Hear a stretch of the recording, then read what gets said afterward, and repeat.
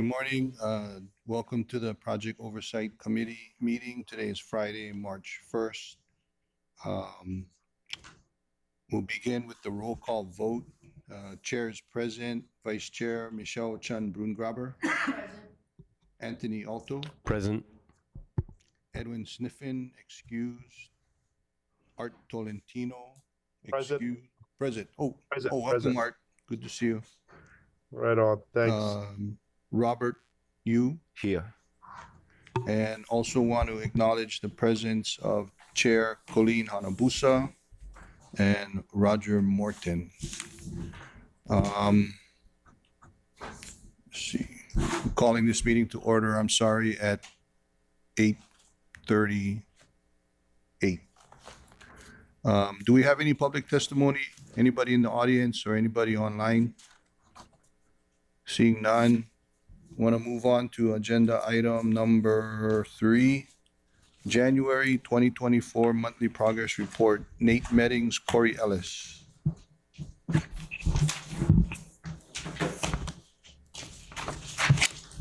Aloha, committee chair, board chair, committee members, Nate Meddings, Heart Project Director. Typically do, I'll cover the monthly progress report, go through the overall key items, and then open it up for any questions. So this is the January monthly progress report with data cut off at the end of January. Please take me to page 5, please. I will go over the overall key items. I guess it's page 4 than that previous page. Yes, sir, right there. Thank you. The overall key items. So Corey did a good job of, I guess, desegregating these from just lumping them in order of project. And so we tried to break it out into maybe some of the major elements of the program. We don't have a lot of meat to it now, but if you guys like this format, we'll continue with it and we'll start to include more detail for these sections moving forward. But procurement, the biggest thing that we have going on in procurement, of course, is the CCGS design build procurement. We noted last month that we actually got into part 2 on schedule. So we closed that December and went into part 2 in January of this year. We've had multiple rounds of discussions with the bidders, and we still expect an NTP summertime of this year. The way things are going right now, according to the schedule, we are 4 months from today, pencils down on bid time. So we have 4 months to get the community ready and get the industry ready to give us some good bids. Design and construction, so CCUR 4, of course, our critical path, that's through Dillingham with the NAN contract. They continue their HTI critical work. They're about close to 40% complete with their contract. All data indicates that they will be on schedule, and our current EAC is still the original contract value. If you recall, we awarded, I believe in December, the electrical work for Dillingham to HMS. The long lead procurement items have started for HMS, and they basically, their work runs concurrently with NAN's work, all expected to be clear in February of 26, and then design build oversaw drilling shafts, etc. CCUR 3 continues work on traffic signal streetlights, so they are nearing the last 6-8 months of their contract. There is a detailed CCUR progress update we've included in this agenda item and 2 agenda items. So hopefully that'll share the great progress the team has made, the contractor's been made, and then the results of that from a cost and schedule perspective. All right, last bullet is AGS. So STG, our contractor there, continues to march towards a contract substantial completion date of yesterday. We will report that the Guideway was granted substantial completion, Pearl Harbor was granted substantial completion, and next week they're going to do a punch list walk and start the closeout process for HIA station. So the contractor was at least able to get 2 out of the 5 elements within the settlement range. And then the third one's close, but I fully expect Lagoon and Middle Street Station not to be substantially complete till May or June of this year. Then on segment 2, the core systems work takes over. So I think we're about 2 months away from our core systems work starting on segment 2. We'll start to pull a train out there and we'll start testing trains, running trains on the Guideway. And that's a 1.5 to 2 year adventure, and that takes us to that mid to late segment 2 opening date that we have for next year. There's some system highlights there, but the main systems work we're tracking is what I just mentioned on segment 2 and following the STG work. Hitachi up there testing vehicles on the guideway, and then in at the stations installing all of their cables, devices, and making sure things work and communicate back to the OCC, etc. That's very high level general update that matches the monthly progress report. Happy to answer any questions. Before we go into questions from the members, want to note the presence of board member Natalie Iwasa, and also want to ask if anybody else is online from the board besides Art, just Art. Okay, thank you. Members, any questions? Yes, Roger. Nate, you mentioned that you were looking at late to or mid to late opening for the system. That's a nuance change a little bit. I think before previously it was mid 25. Now it's mid to late 25.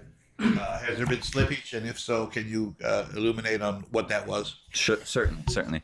The only slippage, if you will, is just continuing to punch out on the STG work. We want to make sure that we give STG enough time to get punched out and get out of here so we're not overlapping the contractors. From the testing perspective, that's the only thing that was delayed over the last few months. The mid to late comes out of the risk refresh that happened this week. You know, we looked at all the risks that could impact that mid-year 2025 opening, and I think there's enough risks out there that would warrant us at least reporting mid to late 2025. Right now, Roger, if all things happened right, we would be able to achieve like a July or August opening date. But that's a 1.5 years away, and we know all things aren't going to go right. So my recommendation would be we start driving and reporting towards a mid to late opening date.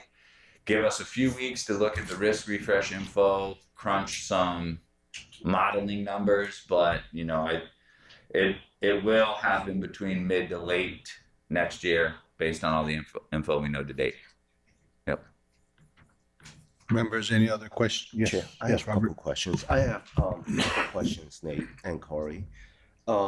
First one is on page 22 of the monthly report, and this is probably just a clarification.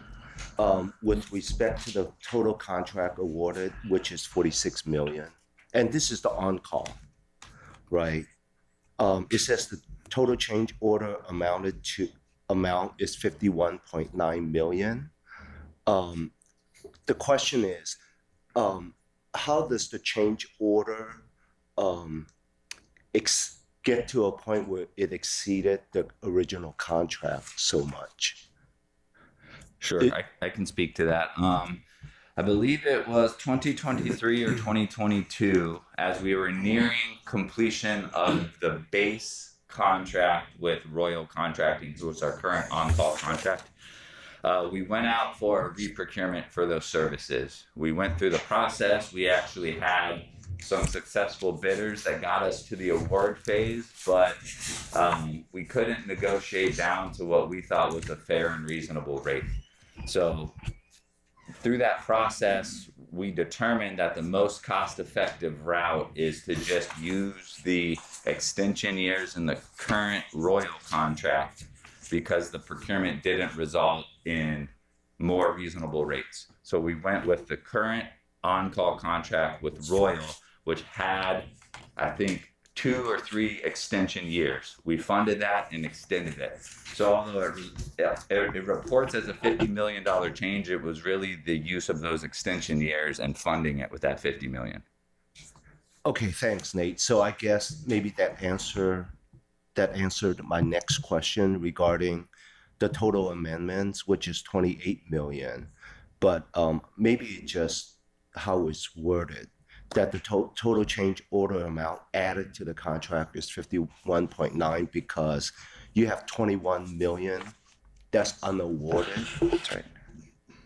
So that just, that just in terms of wording, Gotcha. Okay. So that what that is saying, and you're right, that reflects a change order amount, but really that was the use of the extension years, and the $51 million went to fund those extension years. And then as you just pointed out, Robert, within that 51 for the extension years, there's 20 something that hasn't been awarded in task orders yet. So essentially there's $20 million left that hasn't even been executed or allocated to work Right. yet. So in other words, it hasn't been added to the contract. So it just okay, got it. Yes. Last thing, I want to understand the graphs a little bit. Let's go on page 23, which is the next one, the AGS contract.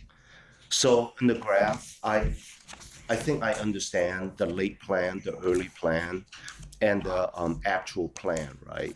And if you see the graph, I could see the early plan, which stops in, I don't know, it looks like November 2021 or October 2021. Then you have the late plan, which stops a little bit after. Then you have the actual plan, which is, beyond the early or late plan, right? So understand that. But if you turn to, and this applies to all the graphs, turn to page 26,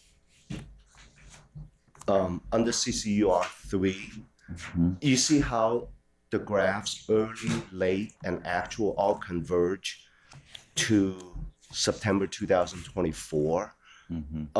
So how does that work? I mean, then the graph really doesn't mean anything, because whether you're late, you're early, or the actual, work is still converging on 2024. Okay. Let's take this one first, and then Corey, you can hop in with the project controls expertise when I mess things up here.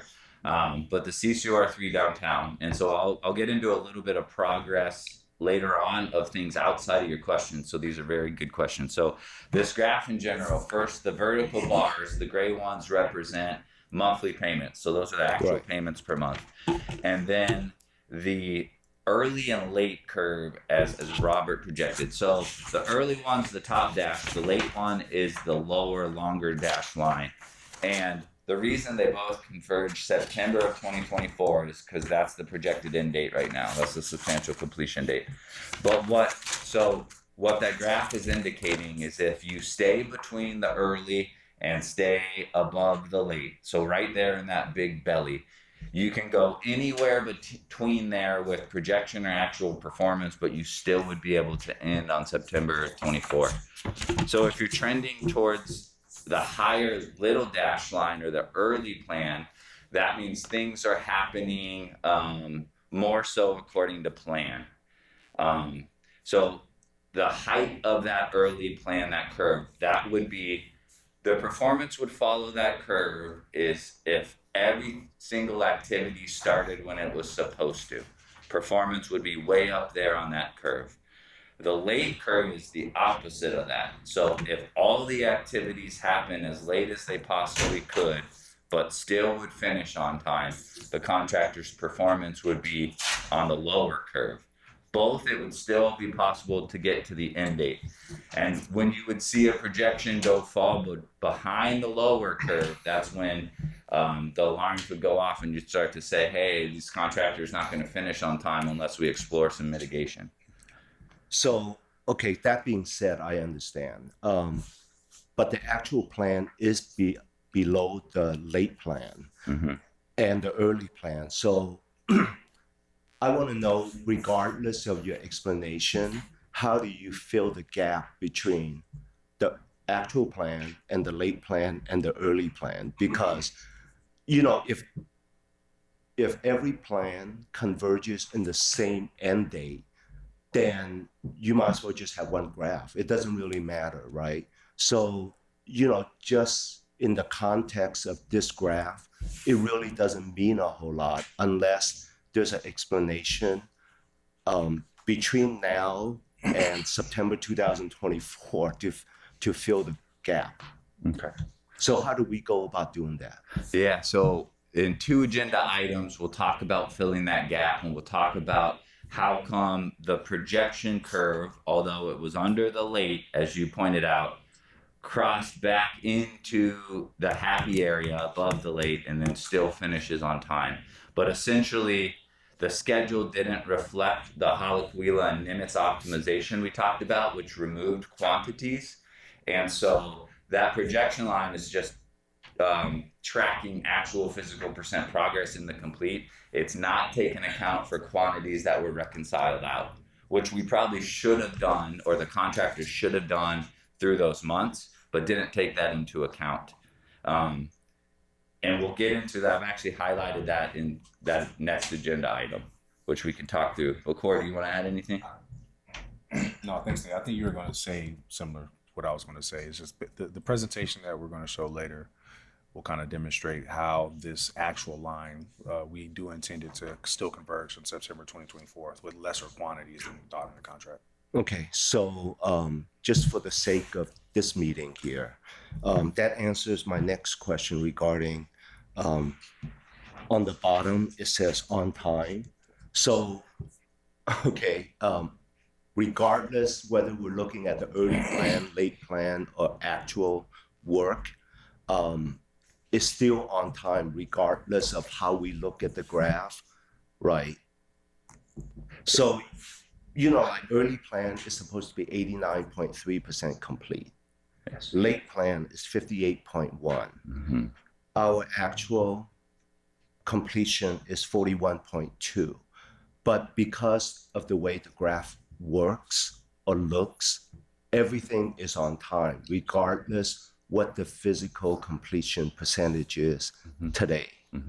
Okay, all right. And Yeah. yeah, the way we're reflecting that, so if you see that final last bar, the vertical gray bar, you see that the projection line, it goes from black to blue. Black is what's been done. Blue is what is we're projecting to complete. Yeah. And that blue line takes a staunch vertical projection to that September 24 date, right? Right. And, So- and that's really my concern, right? Yeah. In a graph, you can make it look however you want to look. And the question is whether that vertical extension to get it to September 2024 is a reasonable trend, right? Yes, sir. That's Okay. exactly the question. We've tried to highlight that in 2 agenda items. While we don't think it's guaranteed, but do think it's reasonable to say it's on time. Okay, thanks. That's all I have, Chair. Members, any other question? Just a quick one, Chair. Am I right in thinking that STG has to start paying us a daily fine for not handing over the stations complete as of yesterday? So part of the settlement agreement was that LDs would kick back in after the February 29th end date. But STG has done an amazing job of accommodating our core systems contractor. And so if they continue to accommodate the core systems contractor, which helps our schedule overall, that's our critical path. So what I'm saying is you have a list of 20 items over here that if you completed, you'd get substantial completion. We also have a list of 20 items here that the core systems folks need to continue doing work. And what we're saying, SDG is saying, well, we want to go work on this substantial completion list so we get payment, we're out of here. We're saying, no, we need you to work on the Hitachi list because that's our critical path to get Roger to open. And they're saying, well, if you want us to work on this Hitachi critical path, you can't hold it against us that we're not working on this substantial completion path. And we are saying, absolutely, we want you to continue to accommodate Hitachi because that's what gets us to opening. Now, basically, when this crew's done, getting all the Hitachi stuff complete, they need to, they circle back and start closing out punch lists. But that's where we want to keep them focused. So, you know, I wouldn't sit in this position and say we would be in a position to assess that penalty to STG. Sorry, so just to clarify, what in essence what you're doing is leveraging the threat of them having to pay liquidated damages to get them to do work for Hitachi that keeps us on the critical path. Yes, thank you. So yeah, we're incentivizing them through that. Yeah, absolutely. And that's what we want. It makes all the difference in the world. They could give us no progress on critical path over the next few months as they punch out, or they can keep Hitachi on the critical path, and that's what they're doing. That was a better way to put it. Thank you, Anthony. Thanks. Yes, Michelle. Yeah, I'm being kind of dumb here. So, can you explain again the CCUR3, and then a miracle occurs kind of angle there? Because I went back like 6 months, and there was that knee in the curve back then too, and then a miracle occurs, and then the next month and then a miracle occurs, and the miracle never occurred. They keep staying on that like path, and the. Can you just explain that again so I can understand it a little bit better? Yeah. Because I don't get And it. then, Michelle, I have a slide dedicated to just that in 2 agenda items. Okay, I will wait. It's in your then. book, yeah. If you just want to flip to it, it highlights this curve and analyzes those 3 windows just as you asked. Okay, thank you. Any other questions? Roger, before you ask your question, I kind of wanted to dovetail off of your question and Anthony's question regarding STG and core systems. So what if any are the potential exposures to core systems what might we have if we don't stay on schedule as far as their work? So Hitachi is in all the stations right now working. And so STG is responsible for building the conduits from going to Pearl Harbor all the way to Middle Street through the guideway into the stations. They run all the conduits, and we're talking hundreds of conduits. Then Hitachi's responsible to get in, survey all those conduits, mandrel test, or pull fiber or wires through those conduits. And if there's missing conduits, bends that exceed a certain radius, or conduits that won't allow pull tape or mandrels through, they basically identify that and say, you didn't give us what you promised to, Hart, we can't continue working.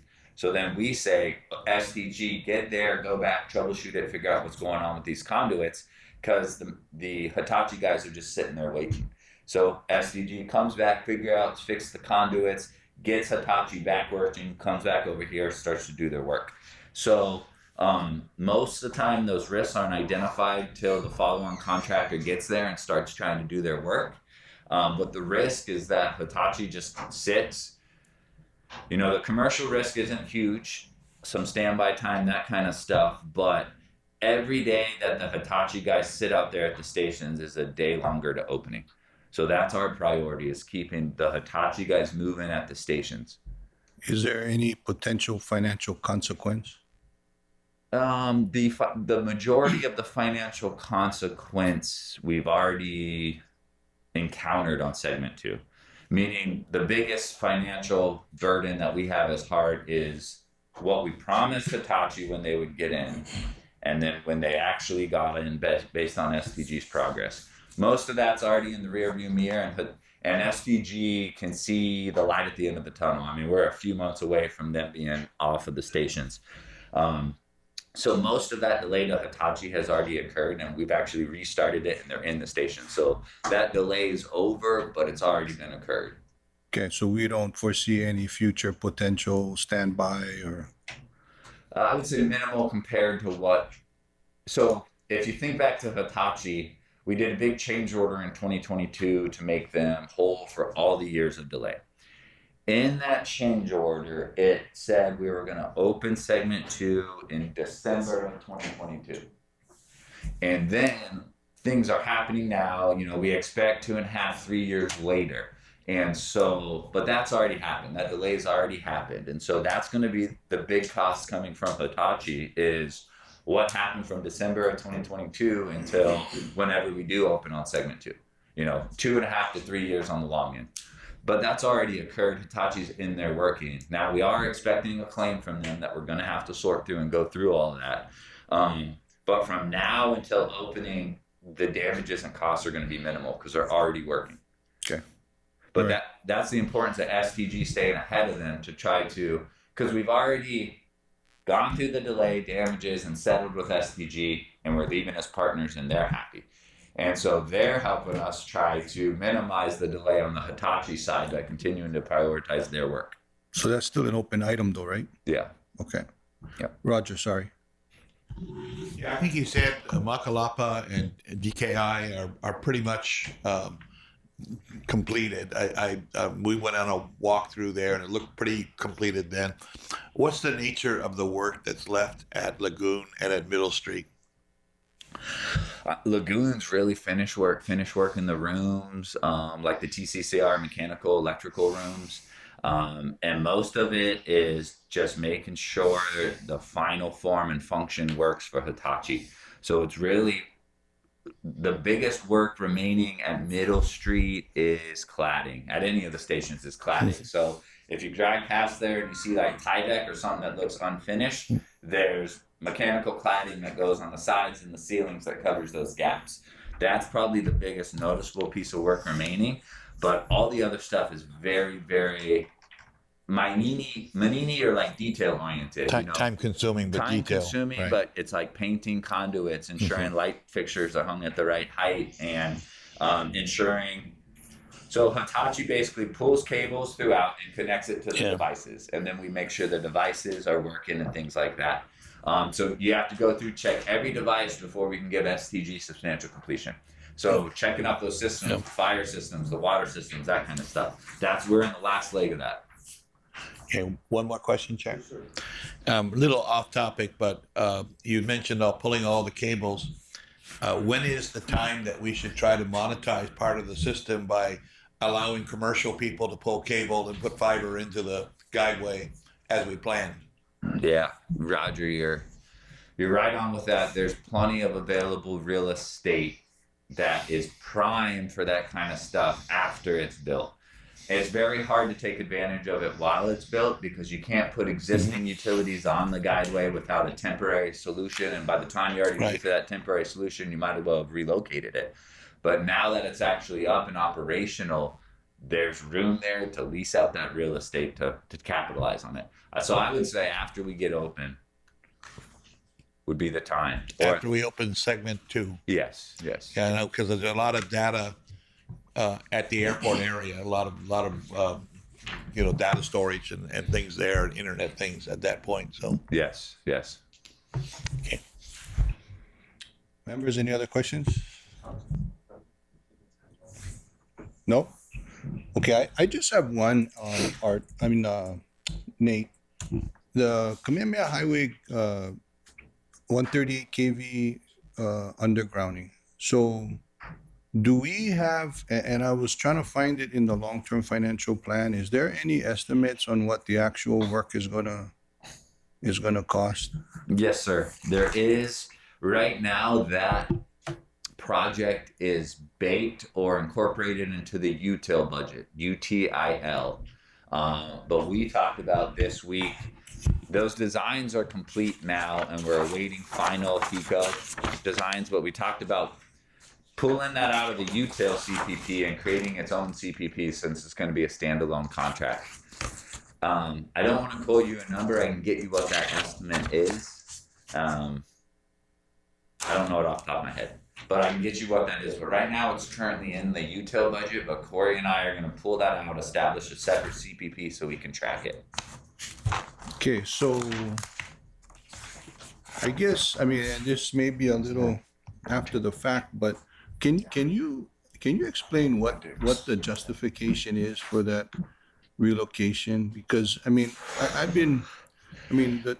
system's already running as is, and so what's the purpose? What's the justification for undergrounding the 138s? So my understanding is it meets the maintenance requirements along Cam Highway. If something would happen and repairs would be needed along that. We've spent a great deal of time, years, I think, working with HECO. We used to tag it only the underground project, and now we tag it a relocation project because we try to minimize the amount of times that it goes underground because that's much more expensive. So we've been working with them to try to figure out different sway easements, flipping brackets, remounting poles, coming up with different poles. things like that to try to minimize the amount of underground. But my understanding is it is to address the sway easements and maintenance needs along Cam Highway if something was happened to those lines. So I believe in the past though, there were special equipment purchased and whatnot to maintain the lines above ground. What's the status on all that? That's a good follow-up action, Kika. We did spend multi-million dollars on these special trucks that were to help with maintenance. I do not know the areas of maintenance or what happened to those trucks or where they are used today. But I will take that as a follow-up action to get those answers. Okay. When do you think you might be able to give us some idea of the cost out of the utility? If we want to set it as an agenda item for the next POC, at the very least we can have a discussion on it, but that'll ensure we keep following up on it. Okay. All right. Appreciate it. Yes, Chair. Hey, I thought the trucks were purchased basically by the Farrington Highway, the West Oahu segment, and that's where we purchased those trucks. So that you could, basically it was all to safely maintain the lines, and we could do it certain locations with the trucks. And then there was an attempt, I thought, also in Dillingham to try and use those trucks, but it just didn't work. You just didn't have enough of an easement through that. So now I don't recall when this whole thing about undergrounding Kamehameha Highway came about, because I thought the Kamehameha Highway segment, because of the location of the guideway, cleared the distance. So are you saying now that for some reason, is it the whole of Kamehameha Highway? In other words, that second segment, what I would have called segment 2, the KSG, KHG, I guess, Kamehameha Highway guideway, is it the whole route that's going to be underground? So we've been able to eliminate some of those underground routes, but I do think maybe we'll do a special presentation on it. We can highlight the limits of that. It's probably one of the first things anyone picks up on is basically saying we can't maintain these lines, even though we have revenue service right now. We're running trains and everything's out there currently. And so, it leads you to the question of why. Why do we still need to do this? And a lot of people ask that. And I believe it's been challenged for many, many years, which has helped with scope reduction, but it probably warrants a good discussion in an agenda item. Because I'd like to brief up on the history too and bring everybody up to speed. Can I follow up, Chair? Yes. Okay, now this is really confusing to me because I recall us having this discussion early on and the issue of what needed to be underground. Your predecessors, primarily Brennan Morioka guys, all said they didn't even believe we needed to underground Dillingham Boulevard. And then the whole issue of the trucks came out on the Farrington Highway, basically after West Oahu make the bend, that we can maintain.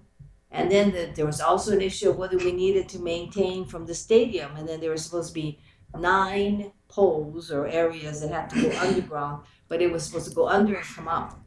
So I guess the question is, it sounds like all of a sudden, everything that we thought could be maintained without going underground, all are ending up going underground now? Is that what's happening? It definitely warrants some understanding and pressing on it. Who pays? Right. No, I mean, Who- that's my primary thing. Who pays? Because we've been stuck with the bill from ECO from the cost of underground. So do we end up paying in addition to that? That's the current plan. Yeah, we pay for that. Is that subject to one of our crazy agreements that we had with ECO early on? Is if you're gonna Yes. brief us, I Right. want a copy of that agreement. Mm-hmm. Because again, we thought we had this all resolved, but if it's gonna come back and bite us again, we should understand exactly where it is and why are we now paying again with HECO when we bought trucks and we did all these other things for maintenance. Absolutely. It's years in the making too, and you'll still see meetings scheduled on the calendar of us meeting with HECO to try to minimize the amount of relocation. So it's ongoing still to this day. I think that's absolutely unacceptable. Because I don't want us to end up paying for somehow, because under the guise that we have to underground, we end up supplementing their income. Because as you know, the way, I don't know if you know this, but the way HECO gets paid for construction, if they do it versus us, they have this interesting category called AFUDC, which is available funds used doing construction, and they get an 11% write-off on top of everything else. So they make money off of these types of construction projects. So I would like to have that included in the analysis, because this is unacceptable when we thought we had an agreement and it comes back and we don't have an agreement. I was just at Chair. I've been asking the same questions because I'm allocating these budgets now, and I'm trying to figure it out. Because I was here when we bought all those specialized. You did that, right? I remember that. I've been asking the question: where are these trucks and how do they play into this budget line? So your questions are valid. We'll go back and double check. Those trucks weren't cheap. Absolutely no. And now we don't use them. I mean, if it comes down to we don't use them now, that's at the very minimum they should pay us back, and we should allocate the costs with them. I think it's unacceptable that we thought we had an agreement, everything was all right, and now they're coming back and telling us we gotta pay. Thank you. Okay. Right on. Anybody else have any other questions? If not, we'll move on to the next agenda item. Agenda item number 4, November and December 2023 Project Management Oversight Consultant Report. All right, thank you, sir. I will go over this report too, the PMOC monthly report. So would like to reiterate this is on December data, so I will still give the most up-to-date information. And as I typically do, I will review the major issues and concerns, section 1.3 on page 4 of this PMOC report. As a reminder, only italicized texts are the ones that are changed. Other than that, it all remains the same. Just waiting for a second.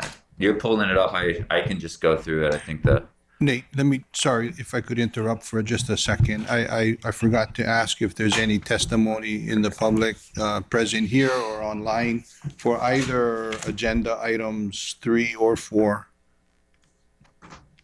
If not, okay, sorry, Nate, go ahead. Perfect. Yep. Thank you. So I'll just go through it as you're pulling it up, unless anyone tells me otherwise. The first major issue concern is, of course, the FFGA amendment and the environmental reevaluation. It's nice to report that the bulk of that is in the rearview mirror. Appreciate the board's participation in all of that, getting the FFG amended and executed. So really exciting to highlight some of that progress. That holds substantial weight as we are procuring segment 3 of the design build contract. So that holds substantial weight, being able to have new partnership there. And so, of course, you guys know, I would assume that this major issue falls off over the next few months as we continue to put that in our rearview mirror. Probably the biggest issue that FTA PMOC is concerned about is the next one on page 5, the first one, which is management capacity and capability, overall retention of the staff. They were pleased with Corey returning. We promoted a long-time hard person into Corey's deputy role. So project controls is shored up from a management perspective. We are still looking.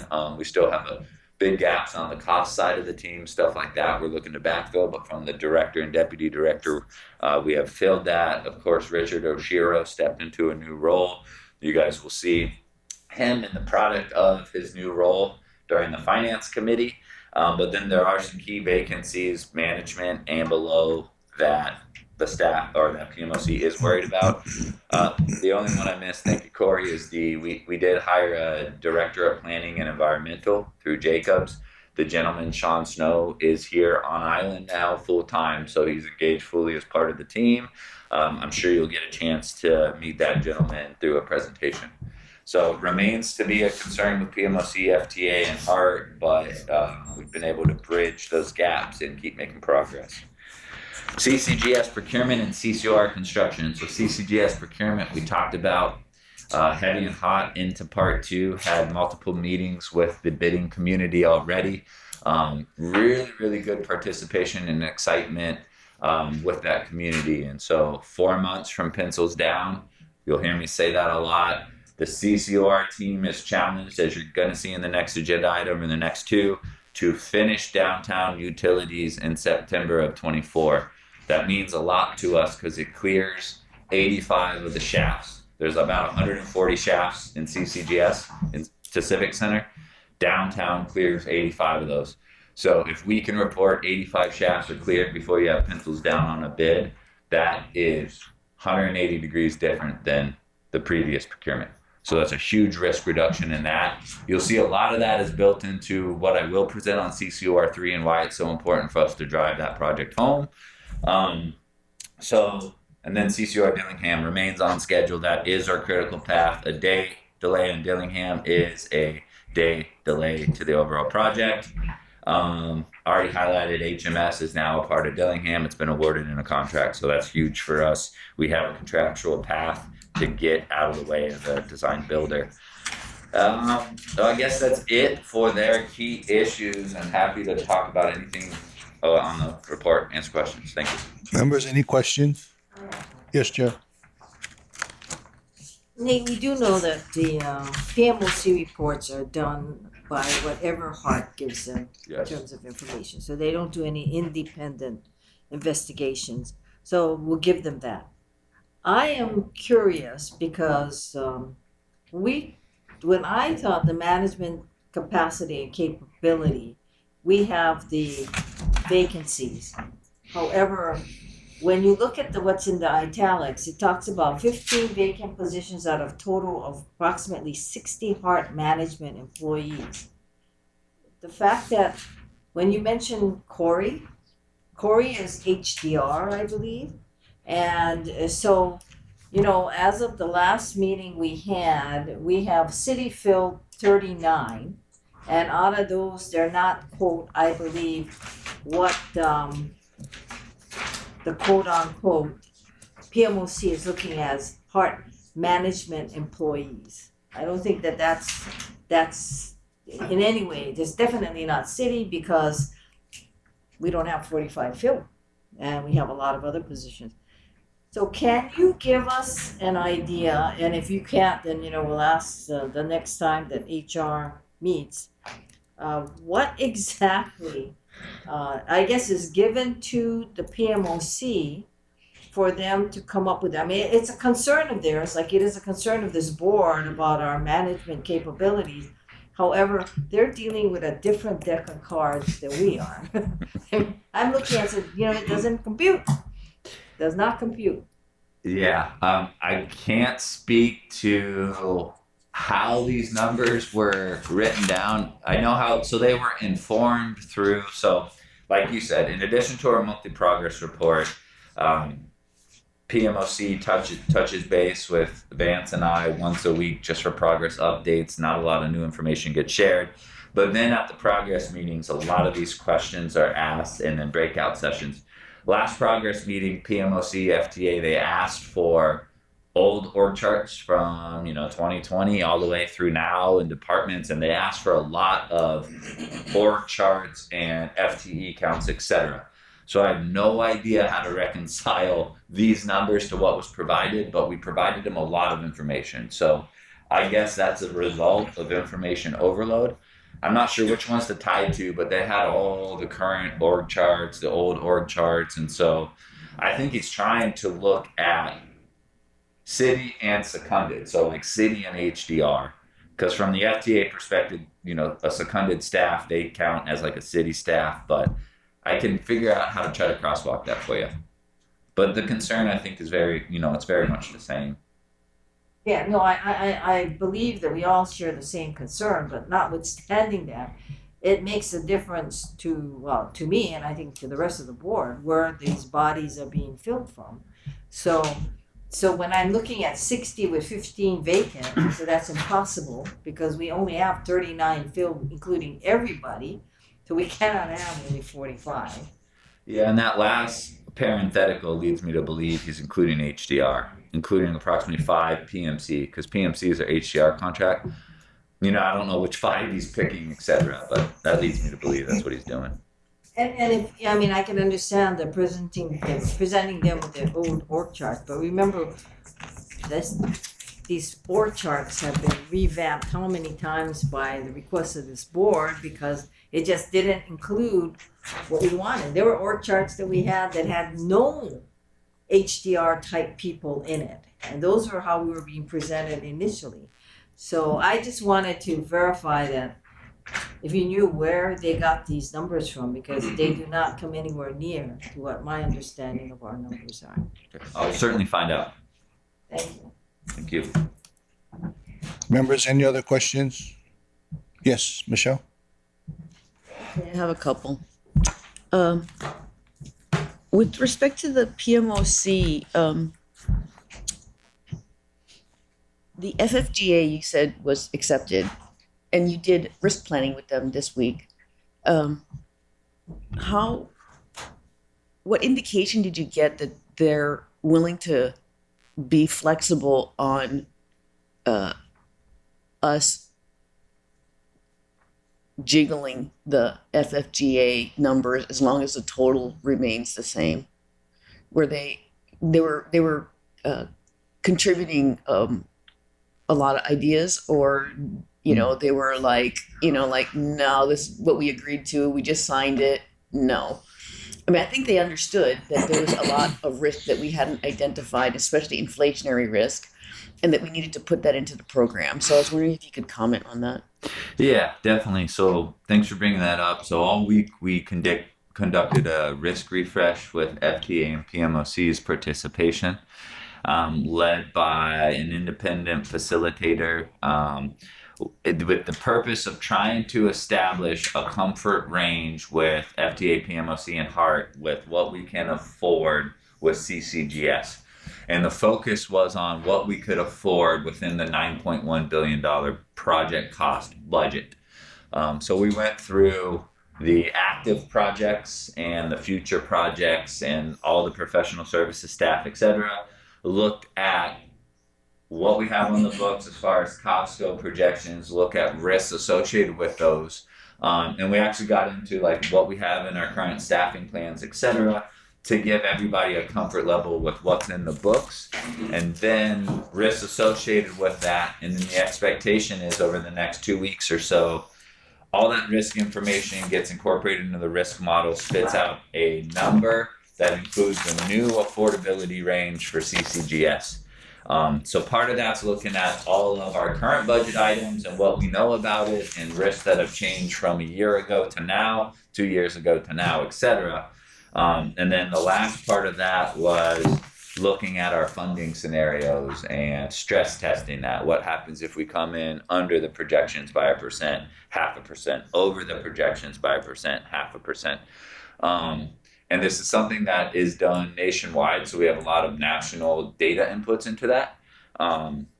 So it was good. I would say that it was very good discussion on our current projects, and we've been able to retire a lot of risks with the CCUR awards and progress to date. You'll see the bulk of freed up money coming from the CCUR risk reductions. There's also a nice contingency reallocation that'll come from TPAR and some professional services though. Dillingham is so new, we really didn't touch Dillingham. And then you'll see a new true reflection of what we think CCGS costs and risks will be. It'll still be 2-3 weeks, I think, till all that information is finalized, and we'll present it somehow to this board. But there was certainly a comfort level in what we do and what we don't know about the project. So, when we were discussing this with PMOC initially, there was a disagreement in terms of the confidence we had in being able to execute the project and the amount of contingency we needed to carry. So they felt that we needed to carry a lot more contingency than we did. So you're coming to a better agreement and they're understanding a lot better about where we are in the project. I mean, especially after we have like 5 procurements, recently that came in at should cost, right? So Yes. that's good news. You know, Okay. if you look at where we're at now compared to where we were at in this position Right. with the previous procurement, 4 months out, we were a unit price contract without approved designs and a contractor on standby, and us trying to promise dates to a design builder about when we would be out of the way, to which they did not believe we'd ever be out of the way because we weren't making progress and didn't have even a design to get there. Now, fully complete designs, all awarded in a contract. Over half of your shafts are cleared through a successful CCUR contract. That's going to come in under budget and potentially on schedule. And then we're 40% of the way through Dillingham, still on schedule with a lump sum contract, resource loaded schedule with true liquidated damages if you miss that end date. That's different from a CCUR perspective to the bidders. The bidders know as soon as they get enough design done to start drilling shafts, it's clear to start drilling shafts, and that's a lot of comfort. And that's very much different than when we were sitting here. So, okay, nothing gets perfect, but my understanding about PMOC is that they're supposed to do a forward and backwards pass to revalidate your cost numbers and risk numbers. Are they going to be doing that after this exercise? Yeah, so that's what's going to be done through the next 2 weeks. And No, PMOC doing one. so they are not going to be independently doing that. Okay, they're not. No, they chose to participate in person and feed and agree with all the risk inputs, and then allow our risk management system and modeling to come out with what those numbers are. Okay, thank you. So there won't be that independence and potential disagreement there at the end. Yeah, but there's not that independence, right? So, thank you. I will add, board member, that the PMOC was very involved in the process. I think the integrity of the process was withheld because there was pushback, right? We talked about different things we thought we can optimize, things we thought were more efficient than them. We had healthy discussions, healthy tension in the room, and I think that's going to bear out in the results that we're going to see. I think that's good. I just am a little bit worried that, we're all drinking the same Kool-Aid. Okay, second But question. real quick before we get off Yeah. that, just because the risk modeling is what I'm going to say is only a piece of what I'm going to sit here and tell you our affordability ranges for the project. That's the independent validation of it. But then Corey and team with, the Heart team is going to go through separately through the project budget and go through actual line item by line item what we know and come up with an independent projection. And then those two get compared at the end, and you'll see a blend of those results. So we're not solely relying on the risk refresh exercise, although that is the approved process to independently validate what your number is. But we're going through the project budget line item by line item and going to say, hey, from a more data centralized perspective, this is what we think the affordability range is. And it's going to be somewhere between those. And then hopefully the bids come in within that range and we don't even have to have the discussion about spending money outside of the FFGA. That's sort of the relief valve, right? But so we're operating what is currently in that $9.1 billion project cost within the FFGA. How much can we afford of that range? That's what we're driving to. Okay, thank you. Personnel. We talked a couple of months ago about not hire the people that we haven't hired, but retaining the people that we have, right? Especially the government employees that potentially there could be a reassessment of what their salary and compensation is. Is there any status on that? I don't think you guys have ever heard me use this, but that's happening above my pay grade. So above your pay grade, like there has been no exercise to identify So let me put that better. You know, Lori and Rick working with HR and Sandy have been working through a lot of those things, you know, whether that's union discussions surrounding the 410, whether that's trying to get individual Right. employees raises. You know, that's, I guess, those events don't report through me every day, so I don't see those details. Okay, you're pretty high up in the pay structure here. So, Rick, can you comment? I think that's something we should defer and talk to Lori more about. I've been on the periphery of it. I know Lori is addressing that and is working with the HR to try to get some pay increases put in place. And I think she's been working on that for quite some time now. Similarly, on the 410 program that we've talked about, there's been a lot of back and forth. I haven't been directly involved in those conversations.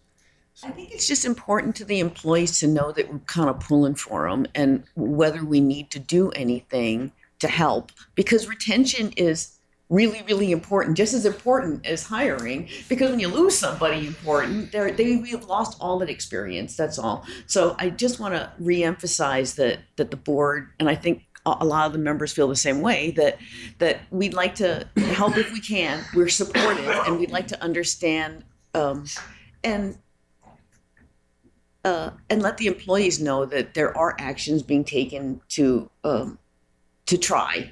Right, it might not be successful, but there are actions taken to try.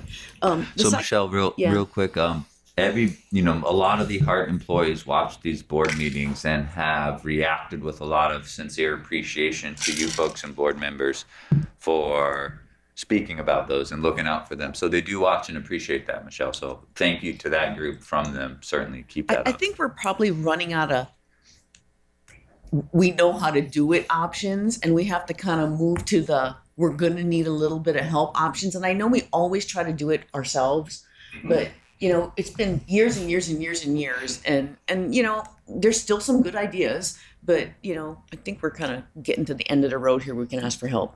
The second thing I wanted to ask about in terms of the management capacity and capability risk from FTA was whether, and it's not written down here, but I've heard secondhand that the FTA was concerned about the ending of the contract for the executive director, and I haven't seen that written down or in any of the reports. Have we heard of that at all? I'm sure that's obviously on their radar. Absolutely. It's been discussed, and the uncertainty around that has certainly been discussed. It's on their radar. It's been discussed at PMOC. Yeah, I mean, everybody, PMOC, FTA, the staff, I mean, that's on everybody's radar. Okay, because it hasn't been reflected in any of the official things that they've sent to us. And, I think if they're concerned about that, then I would assume that they would reflect that in the PMOC report or a letter to the board or something. Anyway, it was just a question. Thank you. I don't have any more questions. Thank you. Chair, you have a question? Yeah. Nate, I kind of believe that, we should borrow what we've gone through in the past. Since we're talking about risk refresh and looking and gauging how good we are, and, Corey's back now. So remember the infamous Tri-Unity report? PMOC initiated that. So sort of along the lines that we've been discussing. Have we gone back and looked, especially interested, I know it was a different thing, but remember we had the supplemental Tri-Unity report that talked about the Malka shift. Mm-hmm. So have we tried to go back and even compare where we were then in terms of our estimates and our underlying assumptions as to costs, and where we are now? And I'm more interested in the assumptions that we made then and how does it play out now? Mm-hmm. Yeah, absolutely. I do that a lot just from a schedule strategy perspective, So right after the Tri-Unity, we used the Tri-Unity information to develop the recovery plan. Right. And that helped a lot because that was an independent validation on cost. And we just said, boom, we're using those numbers. And it helped because everything from everyone is always a range of something, right? Projections, that's what we live in. So that was helpful. But using that as a basis for what our new plan was, we are still every single day operating off that new plan from the recovery plan. So that was 2.5, 3 years ago. Every single day, I compare what we do now compared to what we were doing back then, and that's my metric for progress. So yes, what that crosswalk looks like if you guys are looking at it for, did we actually get $150 million of savings for the Malka shift? That's something that can be done, I think, after the award of CCGS and some progress to see, because a lot of that shift savings was CCGS related too.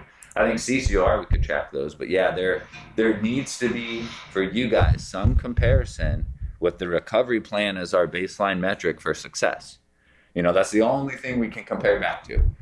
So the biggest thing I've been tracking to is a February of 2026 clear date for Dillingham Utilities. 3 years ago in the recovery plan, that's what we promised the FTA. Clear date, February of 26. And so every contract and everything that we have done since, that's been the date in our head, February of 26. And if you look at the projected clear date with HMS and NAN, February of 26 still. So yeah, 3 years later, we are still using that date to drive it. And so I think that's the scheduler, and you track to your critical path, and that's truly what matters. But that should be what we're measured against, is that recovery plan. So there has to be a way to report back, measure it, and we'll find that way. Corey will help me find that way, because that's a very good question. And I assumed that that's what you were doing. Yes. That you were comparing back because you were invested in that Tri-Unity report as well. Yeah.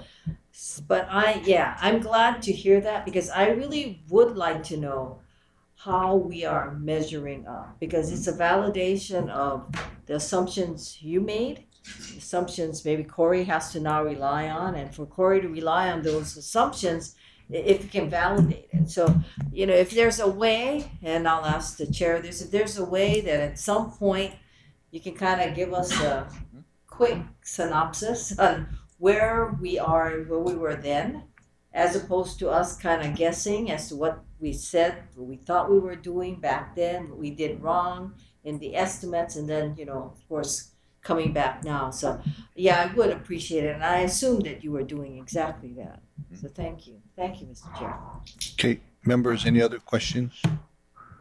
So, Nate, just to kind of recap, besides what Chair is asking for, I guess we can talk about maybe when that might be available for you guys to present to the committee. But so as far as follow-up items, the 138 kV, you think next POC might be doable, or? Yes. Okay. Yeah, I think that would be a good discussion out and put something to a presentation. And then what about the risk refresh? Floating? We'll give some sort of update. I think we should give some sort of update at either POC or board moving forward until we're tied with that report. Okay, possibly at the next.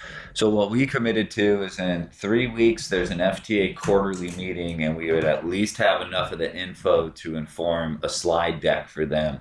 Whatever those key points are, that's what we're driving to, which I believe is the 3rd or last week of March. So if it coincides with some of that, really it's at your guys' pleasure and will. We'll come up with something if you put it on the agenda. All right. Thanks, Nate. Appreciate it. If there's no other questions, we'll move on to the next agenda item. Agenda item number 5, Core Systems Contractor P3 Change Order. Rick Keene. Thank you. Morning, board members. Rick, before you start, how do you want to proceed with this? Do you foresee any reason that we would need to enter into exec, or can we take care of this in? Okay, sounds good. Before you start, is there any member of the public that would like to provide testimony on this agenda item? Anybody online? Seeing none, okay, thanks, Rick. Okay. I just want to give you an overview. There is a slide deck in here, but I just want to talk through kind of what the situation is. We're seeking approval of about a $2 million claim payment to Hitachi. This claim is a result of direct expenses incurred by Hitachi. They're referred to here as the CSC, the Core Systems Contractor, but we're talking about Hitachi. This relates to direct expenses incurred by Hitachi during the P3 transaction. So if you recall, back in 2018 to 2020 timeframe, Hart was pursuing a public-private partnership for the completion of the project to Ala Moana. Now, that procurement was structured as a DBFOM, a design, build, finance, operate, and maintain contract. Hitachi was already under contract with the city/Hart to do O&M. In fact, that's the contract they're operating under right now with DTS. In order to move forward with the P3, Hart requested Hitachi participate in the P3 process because their contract was being wrapped in underneath the P3. It would become a part of the P3. So the P3 winning bidder, the P3 contractor, would basically take ownership of and management of Hitachi. So Hitachi was very vested in this P3 transaction. They were not in favor of the P3 transaction. They wanted to continue on the way they were with their current contract, but they agreed, okay, if this is the way you want to structure this, we'll participate. They were requested to participate in many meetings along the way. There were, over a period of several months, there were numerous meetings with the P3 bidders. Hitachi brought people into town from the West Coast or the East Coast operations of Hitachi, as well as from Italy. They had consultants engaged to assist them with the process. They had external legal counsel engaged. And along the way, they said, hey, Hart, if this P3 transaction fails, we would like to get reimbursed these expenses that we're putting out. If it's at no fault of us that it fails, because we're doing this basically at your request. And at the time, Hart expected the P3 to move forward. Hart agreed to reimburse them, and there was a cap put in place of up to $4 million. As you know, in December 2020, the P3 failed. It was halted.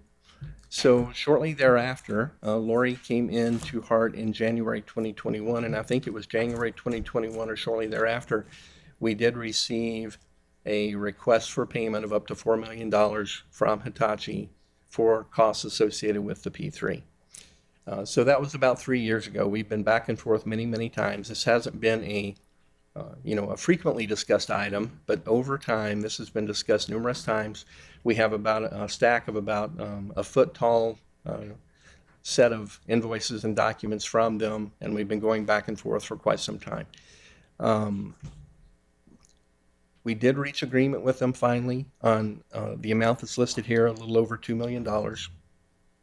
And what that consists of, we went through, as I mentioned, we had a stack of invoices from them. We went through and analyzed those and determined those that we felt were appropriate and were direct costs related to the P3.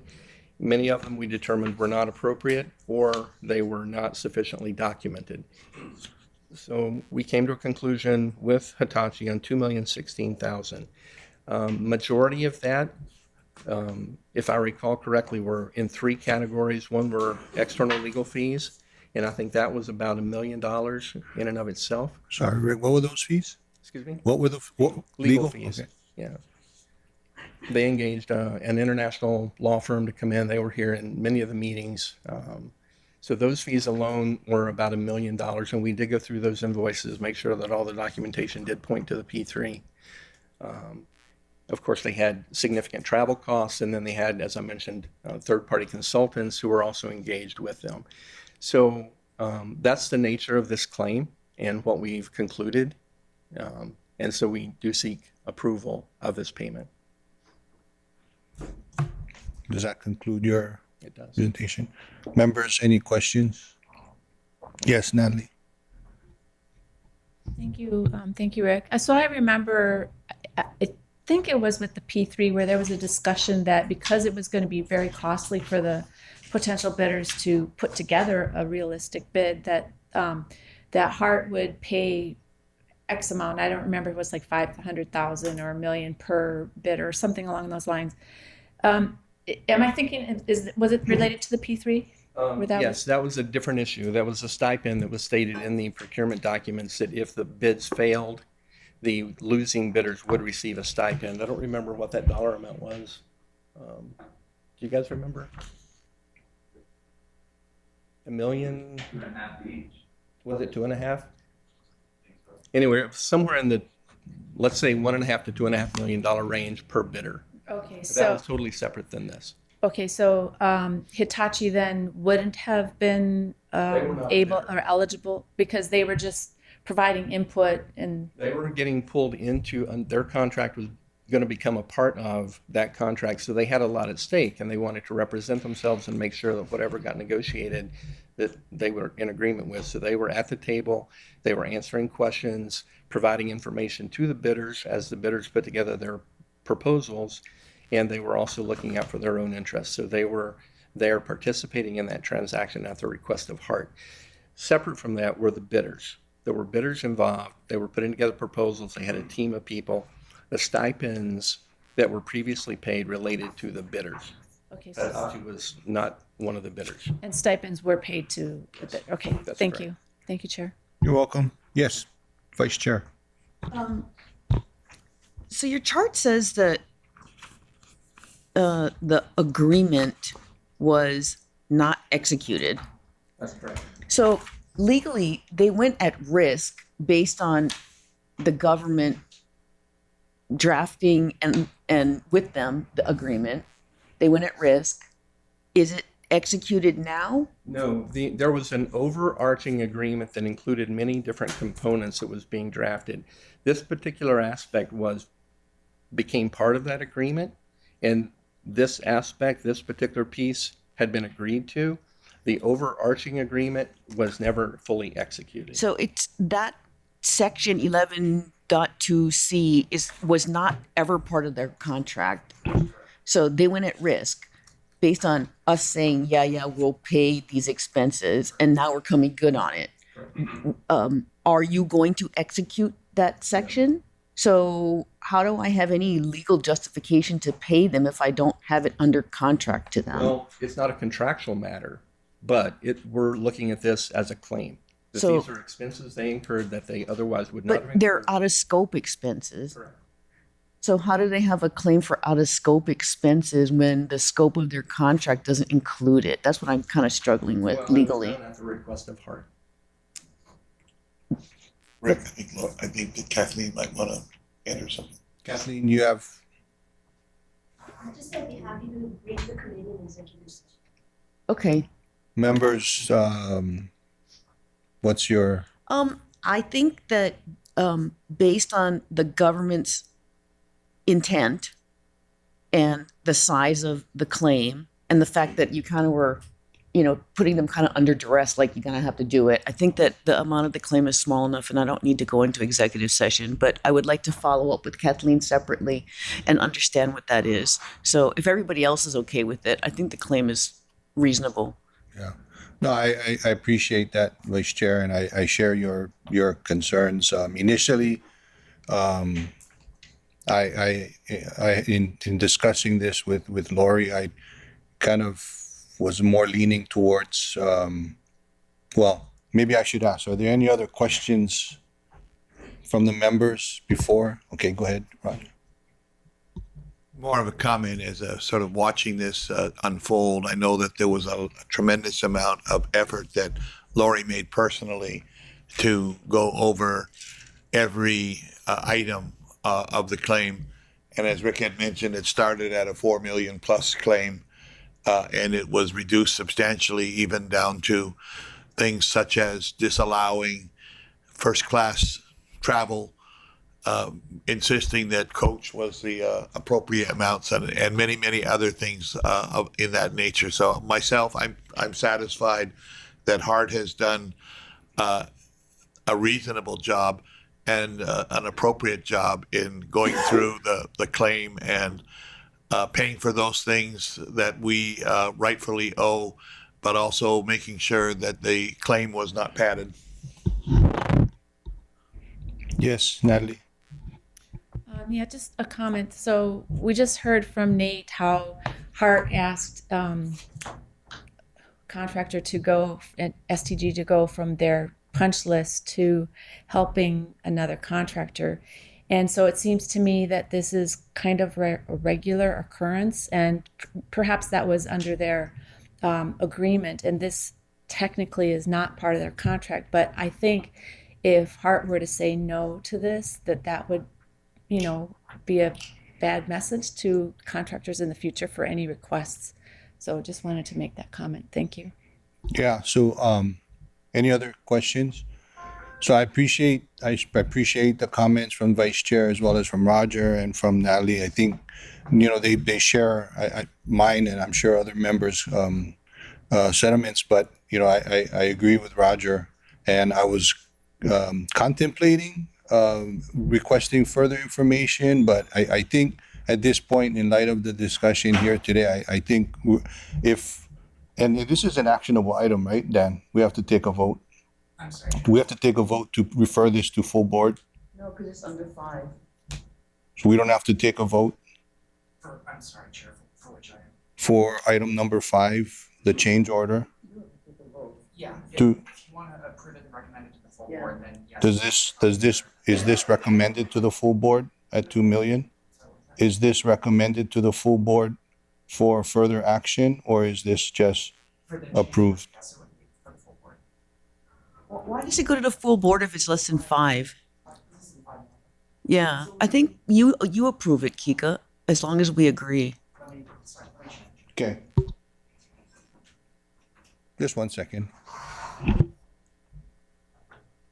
Just so that everybody knows exactly what we're doing, including myself. Okay. So, yeah, so under 2, Under 2.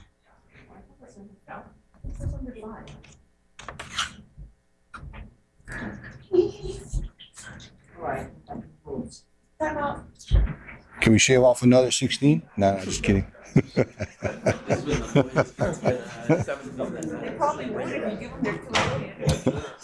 Chair, while they're looking, Yes.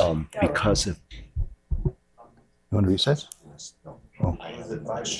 Oh, okay. Yeah. Okay, members, Yeah. member you has a question? Yeah, I have a question while they're looking. Was this included in the allocated or unallocated contingency? Or was it included in the allocated contingency of the D-bomb contract when we do risk refresh and when we do updates to risk? Was that one of the items that added up to the contingency that we come up with the EAC? This will be a $2 million hit for that.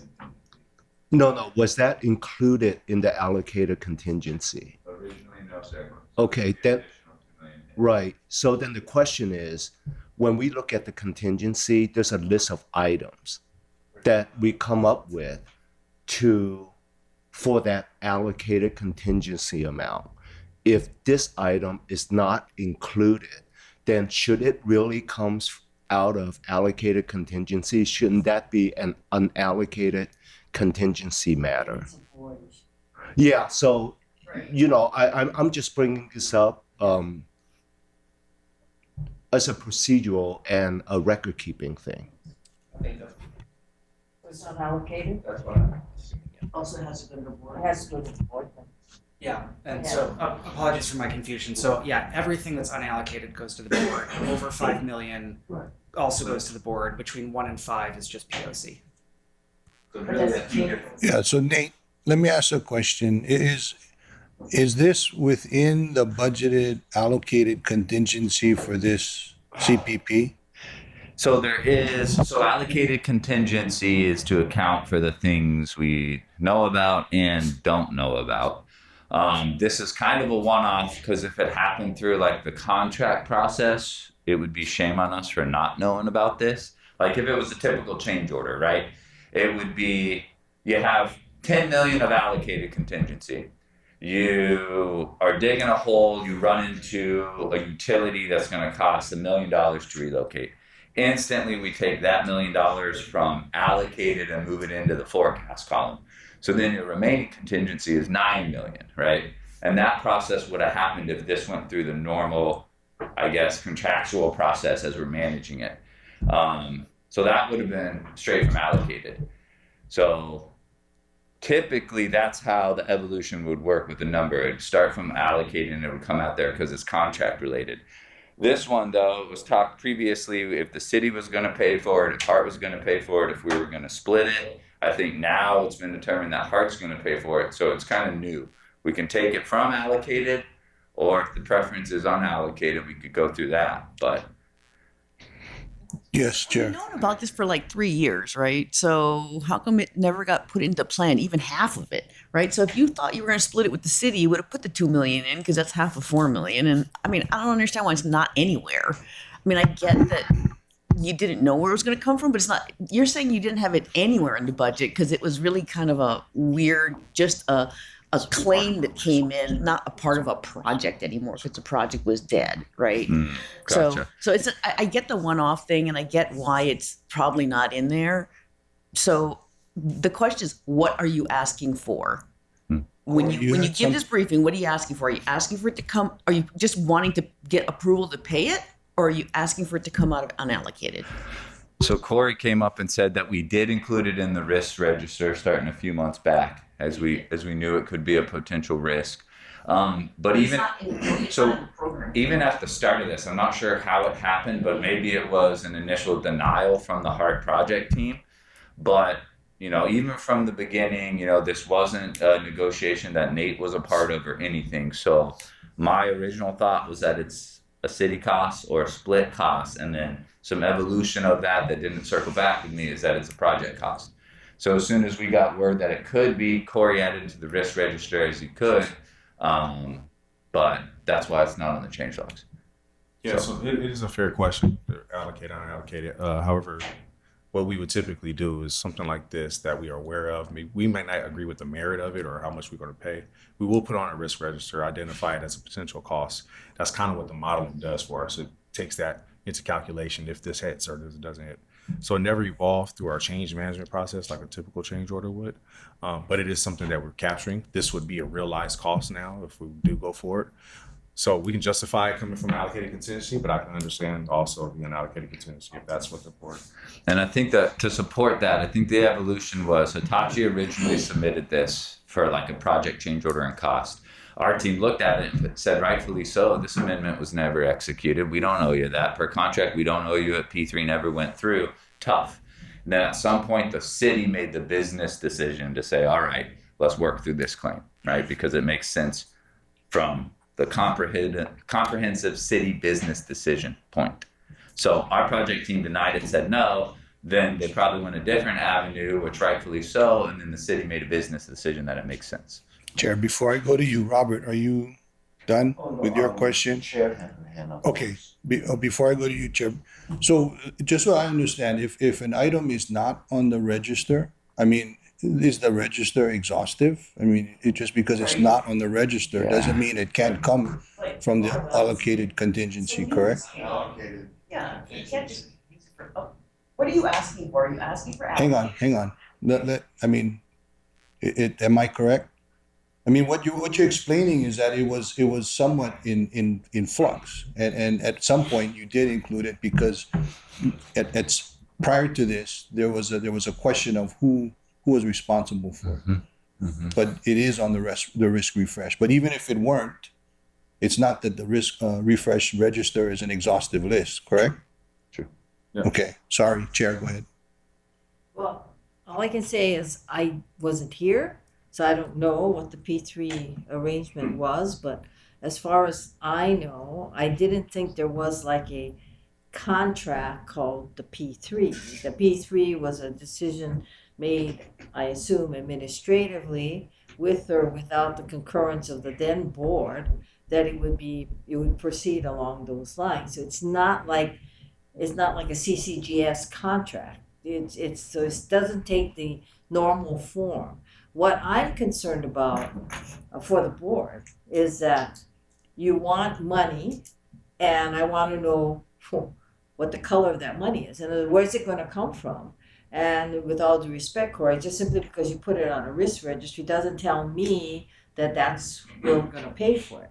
So I want to know, because the way we look at allocated and unallocated is the fact that it's either when you do a project, it's part of your estimate is allocated. Whatever this unallocated fund is that we have floating out there is a requirement of the FTA that we have an unallocated at a certain percentage. But what I still don't understand is where the cost was supposed to be covered, and that's because I wasn't here, on this P3. So it looks like somebody, the board must have authorized some form of the P3 negotiations or contract in order for the then executive director to proceed along those lines. Somewhere in that authorization, it had to appear, I assume, as some kind of line item, unless you were just absorbing all the costs internally and you didn't have a line item allocation for these costs. So when the P3 unraveled and then you had, I assume, other change order requests, there must have been, where did that money come from? So whoever was here, where did that money come from? And because, hey, if this is an idea that the city agreed to and the city should pay, then the city should pay. But if it's something that you can point to us that, okay, this is like a project line, CPP, whatever you want to call it, and therefore it really falls and there was allocated remaining, then it should come out of allocated. But if it was a project line and there's no allocated, then there's only one other place if we agree to pay it, and that's out of unallocated. I just want to know what puka do we put this in if we're responsible, because I'm not now convinced that Hart is responsible other than that Hart said that we'll pay. Somebody in Hart said we'll pay it. I don't think we said, the board said we'll pay it until it's coming before us now. So, anybody know? Well, I think the agreement was made back in probably 2019. And That's still way before a lot of our time. sure, no, I understand, but that's when it originated. And Hart Management at that time brought it to the city and got city concurrence that yes, this seems like a reasonable thing to do. I don't think it was ever in writing. Like I mentioned earlier, it was going to be wrapped up in an overarching agreement of the P3, which never got executed. But it was determined way back then that it was a fair thing to do. So was there any allocation of monies or costs? Well, maybe that's the way to start. Did Hart have any costs that it had to pay for the P3? And if it did, where did that money come from? Well, I wasn't here then either. I don't know exactly where it came from, but I think I've seen a line item in some of our reports for that. But they had significant legal fees, consultant fees, the stipends that we took. You know what? We have somebody who was here. So if you don't mind, can he tell us where Sure. the money came from? I'll bite on this, and I'll try to remember, exactly what happened. There's not a universal contract for the P3. At that time, it was really called a delivery method, more so than anything else. But there were contracts with the attorney for the P3, and I forgot the name of the firm. And I forgot the name of the firm. And there was a contract for a financial advisor. So the P3 has the legal advisor and a financial advisor. And the financial advisor, I know it was Ernst & Young. And that was the two contracts that I was pretty much involved with. I wasn't really involved with working with the developer. And I know at that time, I think they were called Ansaldo at that time. They had a role we had a discussion on the role that they would play should the P3 delivery method materializes. And we met with Ansaldo a few times. It was charged, if I remember correctly, to the CCGS contract, the CCGS line item. Yeah, because we were looking at, with the P3, what would be the total price will be for CCGS, right? And really, it was the CCGS that was driving the P3. Of course, it's a little bit more complicated with respect to, well, then who's going to run the train? You know, the developer may want someone else to run the train. And how do you handle when half of the guideway and station is already completed? So anyway, in general, that's kind of what happened. But yeah, there were two contracts, the financial advisor and the legal advisor. And they were paid from CCGS, because I think back then there was no CCUR. CCUR is a recent creation. So everything CCGS, CCUR, as we know it today, would be in the CCGS. Actually, CCUR was there at that time Oh, wow. because CCUR Because was of a NAN. contract that was bid out to NAN under a different procurement method. If I remember correctly, it's called IDIQ. independent quantity, independent delivery. IDIQ. Yeah. Indefinite. Oh, indefinite. It's a federal, yeah. If you guys are looking to point to something, so the CPP is MM991 P3 Procurement Advisory Services. Looks Yeah. like $11.3 million spent. So that's the CPP that handles all of those costs. I think that's Ashurst and Ernst & Young, like you talked about. Is there any unallocated or is there an allocated contingency left on that line item? No, we should have closed that out. There shouldn't be any there, because So the money will have to come from unallocated? yeah. Would we agree that that's where the money comes from? The other approach we could take for this claim payment is, you know, since Corey put it on the risk register, we could approve the payment subject to making sure that the risk register has sufficient money to cover future known and unknown claims, right?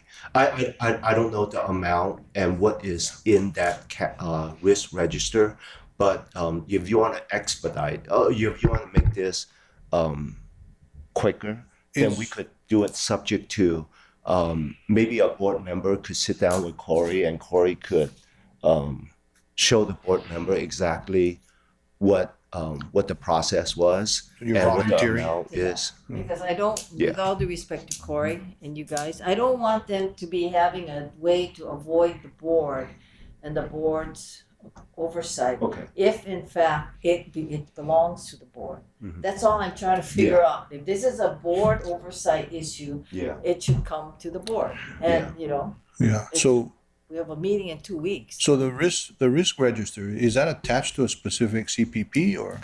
So we go by contract value in the risk register. Okay, so- so which contract is this attached to? This would have been to the core system. Yeah, this would have been to the core system contract. But if you're asking if this $2 million was planned and known about as a potential cost impact at the time of the recovery plan, no. So it's additional $2 million impact to the budget, but I'm confident we can absorb this $2 million impact within the 9.1. But this was not clearly identified as like a Hitachi cost when we developed it, which is okay because things happen. Usually not like this that backdates by so many years. It just was not identified at that time as what would be a project cost. So I do think we can absorb the $2 million, but it would be a $2 million hit to that contingency. It's the same hit whether it's unallocated or allocated. So whatever process gives you guys the most comfort, we'll go that route. But the way I'm looking at it is a $2 million impact regardless. Okay, sorry, Robert, do you want to? No, I was just going to mention it's not a money issue. You know, it's just a procedural issue, right? So if I look at the monthly report on the DBOM contract, which is the core system contract, 920? It's on page 17. I think the DBOM contract is 920. Yes, DBOM you're 920. correct. Yeah. So I'm looking at the total FGA EAC that's in the monthly report as compared to the cash flow report. I mean, it's reasonably close based on the amount, right?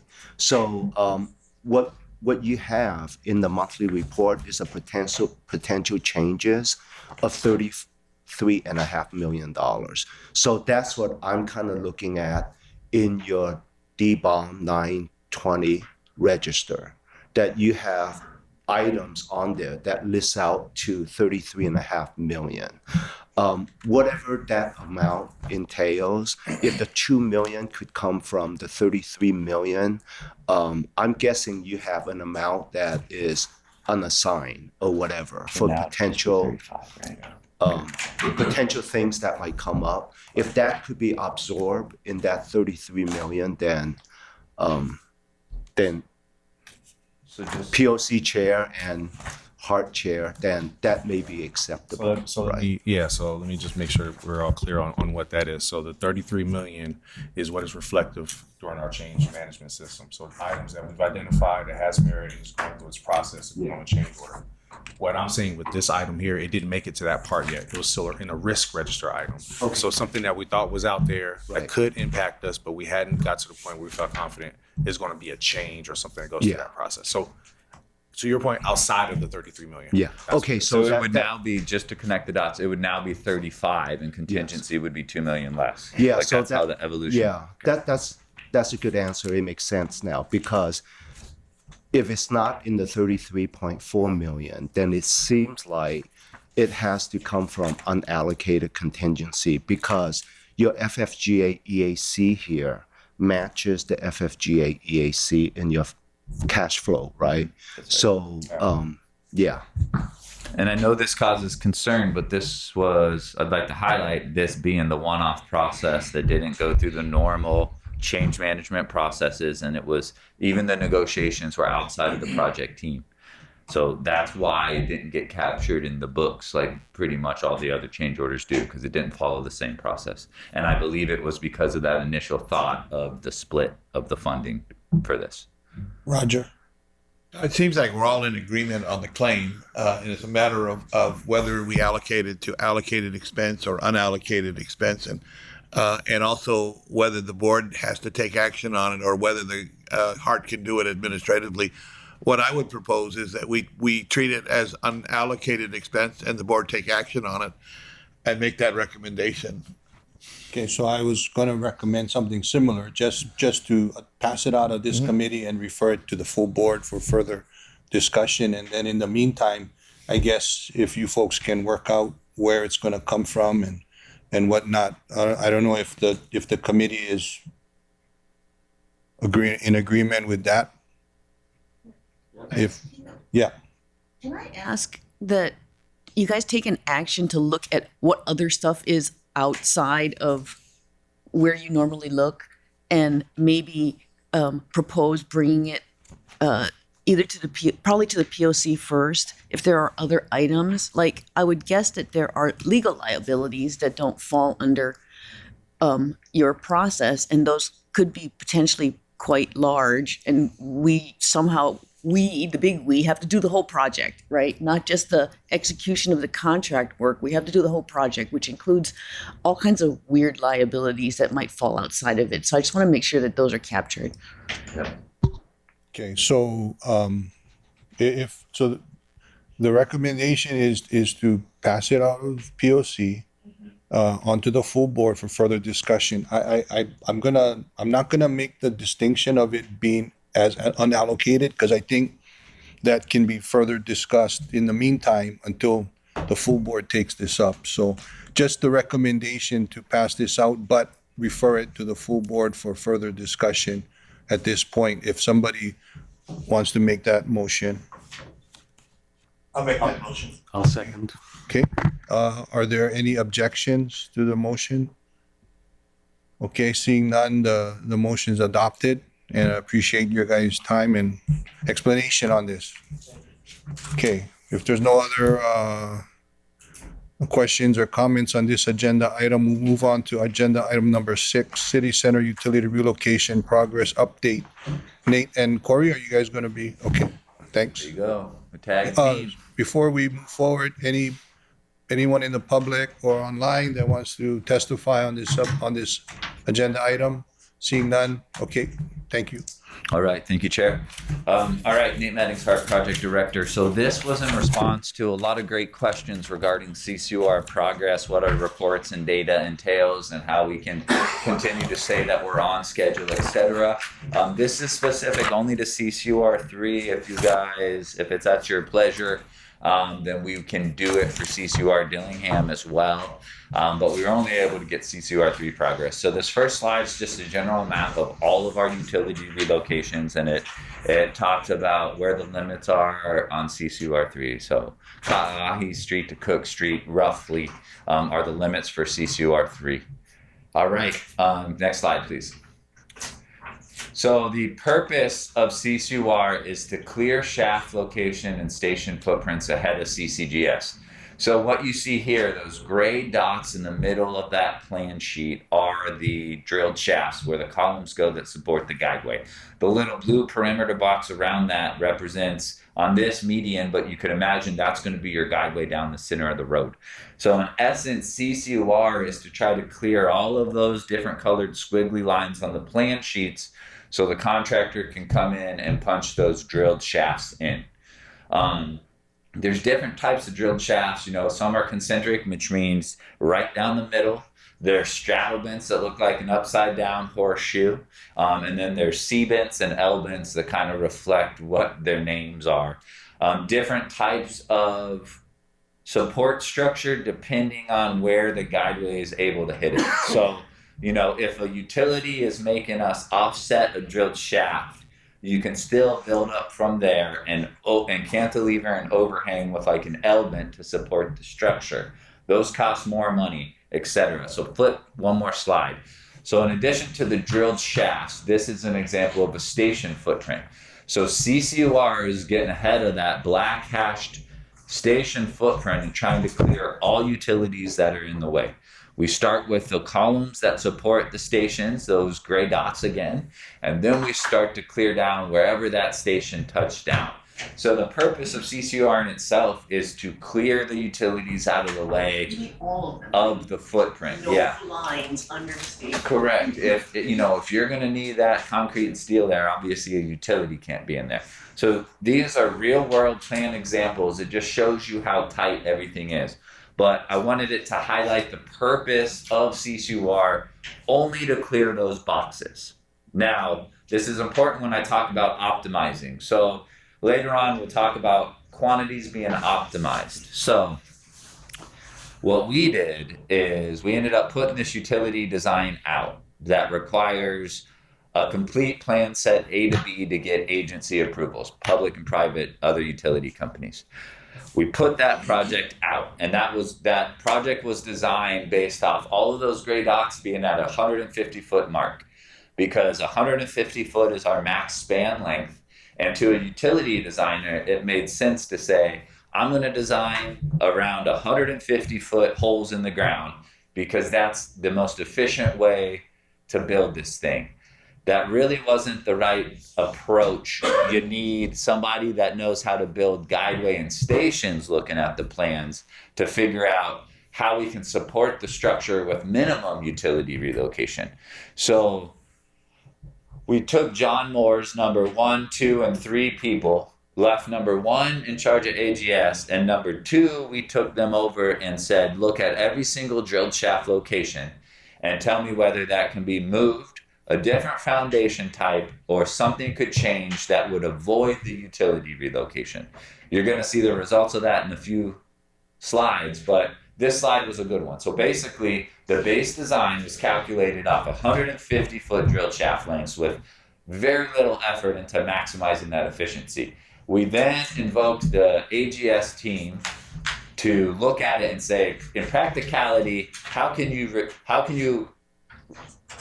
relocate the least amount of utilities and still have the same guideway, etc. So we'll get to that in a second. Next slide, please.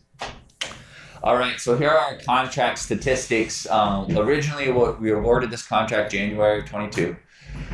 We waited a few months because Coluccio was finishing up a job for a different city department. We gave them a limited NTP in April, which didn't really start the contract clock. Allowed them to get their early submittals, pre-construction stuff approved, etc., and hit the ground running with an NTP there in May. So our contract time, I think, starts out of that May 2022 mark. We've had 2 change orders to date. The only change order to date, with the exception of the electrical work, was we made them move in with us in these offices, and they gave us a $500,000 credit in order to use these offices. Something we always try to push, co-located offices with the contractors, especially if we have space here, it saves us money.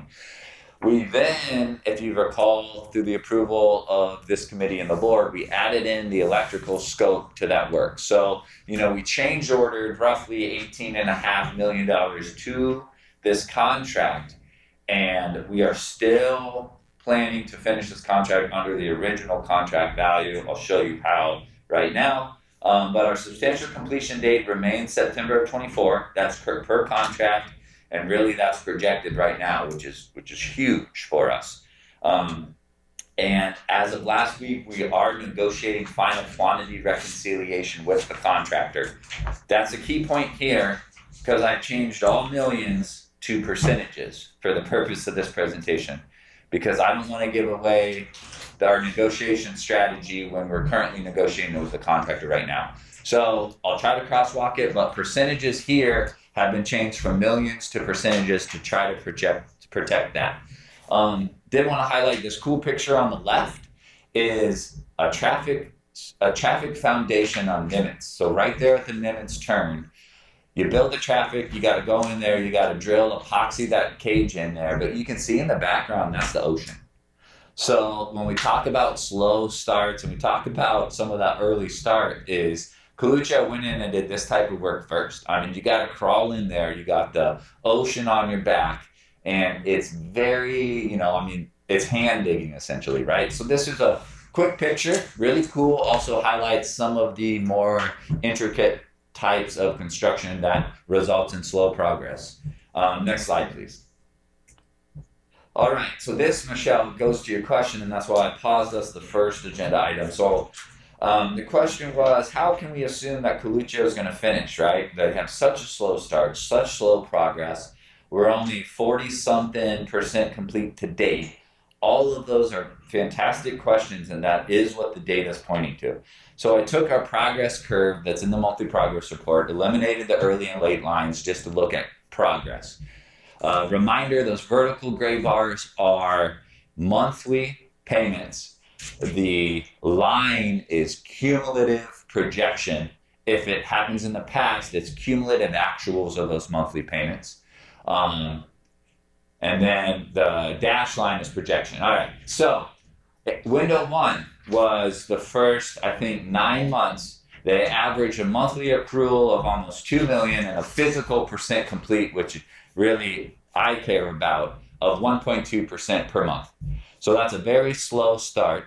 Early on, all this work requires jet grouting. Jet grouting is a form of soil stabilization and dewatering. So essentially the first 6 months of the project result was Coluccio drilling holes into the ground, shooting a very viscous cement mixture in there known as jet grouting. Let that, basically that fills all the voids, sets up, and then you're able to do like a traditional cut and cover trench to relocate your utilities. The way we program that in, the first CCOR contract had jet grouting as a standalone pay item. Obviously, everyone loves the jet grout because there's not a lot of risk there. And so what we did in the second CCOR contract is we wanted to incentivize them to get work in the ground, not to get money and make money off jet grouting. So we made jet grouting incidental to all of the bid items. So you don't get paid just for jet grouting. You got to jet grout something, you got to uncover it, you got to put the new utility in, then you got to backfill it. So we said early on, you only get 30% of your bid item for jet grouting. So the first 6 months, you're doing jet grouting, which is slow. You're only accruing 30% of the bid item for the utility you're putting in the ground because we designed it that way. And then Coluccio is the premier jet grouting person on island, so they self-perform all jet grouting. And so they're self-performing this work. And so the first 9 months are very skewed in that regard. Self-performing, slow work with jet grouting. Right around, so window 2 we're going to. Window 2, they started to get through jet grouting and started to get actual utilities in the ground. They started to use less self-performing work with jet grouting crews and started to engage subs. The key point there is, if you're only working with your own crews, you only have what you're going to accrue with your own crews. If you engage 3-4 subs, you got 3-4 more crews out there working, and your accrual amount's going to go up, right? Or work going to the ground is going to go up. We also got approval from HDOT, thank you, to close another lane on Nimitz. I noticed that. Right, so that just in itself created a more efficient work zone and helped us bump up production into that window number 2. So, yes. You said that when they get subs, they can bill more, basically, right? Yes. But I thought that these contracts were paid by mile of completion. Yes, they pay by like lineal foot or square footage Right, of so it doesn't utilities. really matter to me how many people you have working on it. What matters to me is they should only be billing us per month of what they've completed, right? Yes. So the point being, Coluccio only has so many self-performing crews. And by engaging second and third level subs, if they have 4 They subs finish out more there stuff, working with their own right, crews, okay. that's 4 additional crews, so more work's going in the ground. And so that's reflected in that, is what I'm trying to say. Okay. So window 2, we kind of hit our stride with an average monthly accrual of 4.4 million and percent complete going in the ground just under 3. And you can look at it, that's twice as good as we were in window 1. We finally hit our stride, and at the very least you expect that stride to keep going into window 3. But we've outlined what it's going to take to finish on time in window 3 there. So you can see they need higher gray monthly payments than they ever have before. They need almost double the average monthly accrual and more than double the amount of monthly physical percent complete of work in the ground. Most likely, based on historical data, they will not finish on time, right? But there is a path where they still could get finished on time, and we've highlighted why that is so important to us as a program. And the contractor and our team is committed to continuing to keep the crews on here and try to get done before September of 24. So this slide is trying to indicate, based off historical data, the most likely scenarios, they probably won't finish on time because they need to double their at stride progress, but there's still a chance they could finish on time if they meet those monthly accruals highlighted in the gray. And so the chance of that is not 100%, it's over 50, it's somewhere in between. But we've challenged our contractors and contracting team to be complete with contract work before it pencils down on CCGS bid. Now, the next slide, and I think there's only one more, and then we'll be able to end. All right. Do you want to ask a question on that previous slide, Robert, or should we? Oh, no. I don't. Okay. I'll ask. Okay. So this slide talks about what we've done to try to help the contractor get there, and we talked about the optimization. So on the left is the breakdown of major quantities, what those breakdowns are. The contract, everything's at 100% because that's what we awarded in the contract. Now, optimization, that first HW, Halakawila, the second NM is Nimitz. Those are the 2 major packages of optimizations. And basically, we went through the plans and tried to give us more efficient spacing with all of those drilled shaft holes we talked about. Sometimes we even changed foundation types, went from a concentric pier to like an L-bent, which is a little bit more money on concrete and steel on the CCGS guys, but if it avoided 2 miles of utility relocation, that makes sense, right? So maybe changing foundation types, more efficiently spacing foundation types. So a lot of this goes credit to our project team for doing that. But we had a very good partners with our contractors supporting that effort. So they weren't constantly pressing us that time costs money, doing this. They said, hey, if we can avoid these utilities together, we'll go out there and pothole it. This also is a reflection of the utilities themselves granting variances and approving things in partnership with us. So these take full approval signatures of all the private and public utilities as well, just like an original plan said. So what we were able to do in a lot of cases is uncover what's underneath the road, verify the location of this utility, verify the location of this future drilled shaft, and then get approvals from all the affected utilities, public, private, that plan works. And getting that signature and approval that everyone's comfortable with the realistic or actual location of that utility and our shaft, we would then take credit for not having to move that line. So all those times the 85 shafts are a result of this. So 2 major packages, Nimitz optimization. This is trying to show, like if you look at dry, original contract was 100. The Nimitz optimized, I guess, 18% out of that. That's 82, right? All right. And then furthermore, Nimitz optimized another 30% out of it, looked like, and our anticipated estimate at completion quantity is 46% of the original 100. So these obviously are converted to millions when we're negotiating with the contractor. Hopefully next month or the next 2 months, I can report that this was actually inked with the contractor and we're coming with a deductive change order in the, close to the $75 million mark from the original contract value, maybe 50 to 75. So that's all this slide's trying to highlight. I had to convert it to percentages, apologies, but that's trying to show the evolution of that process through the project. Next slide, please. Now, how the heck are we going to get better than double progress of what we've had the last 9 months when the contractors hit our slides? Well, the project team assures us that there's some big ticket bid items remaining that's going to bump up our accruals late in the game. So this takes from February to September, and it highlights the percentage of remaining work per category of how we're going to get to 100% with the contract. So, the general conditions are like your management costs, your mob costs, your bonds costs, etc. But you can see Nimitz wet represents 17% of remaining work. Haleakala and Nimitz dry, which is, your electrical, your telecom, etc. Wet, is water, sewer. That represents 10% of the remaining work. The E work represents close to the largest chunk there, with HMS punching out their work on the electrical. And then a big ticket item that you have to do at the end is like traffic signals, street lights, allowances, represents 20% there. So this is trying to outline of the remaining work, what goes to each of those categories and why we think there's a chance for them to finish on time.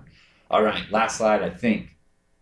Yes, perfect. And those are just 2 pictures because I know we like pictures. The left is the jet grouting operation. So you can see they're drilling some holes in there. They got that slurry truck and it's pumping in a viscous, watery type of cement mix in there that allows them to cut a trench without it filling up with water. I think to the right's just a standard traffic signal cabinet, but you can see, just how many conduits are going out there, right? So for something that simple, it requires that kind of logistics and that many conduits, etc. With that, I'll answer any questions. Appreciate the update. Thank you. Members, questions? Robert, yes. Question, Chair. Thank you. So, Nate, thank you for the presentation, very detailed. One of the things I realized looking at your diagram is that I am glad I'm not an engineer. So, anyway, my question I'm not questioning any of the numbers that you put up, any of the progress you put up. I just want to tie it into what we get in our package. And a lot of things, you just follow the money, right? So let's go back to the graph on page 5.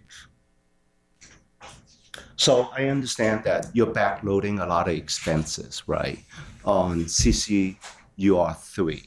So, I'll just go to May 2024.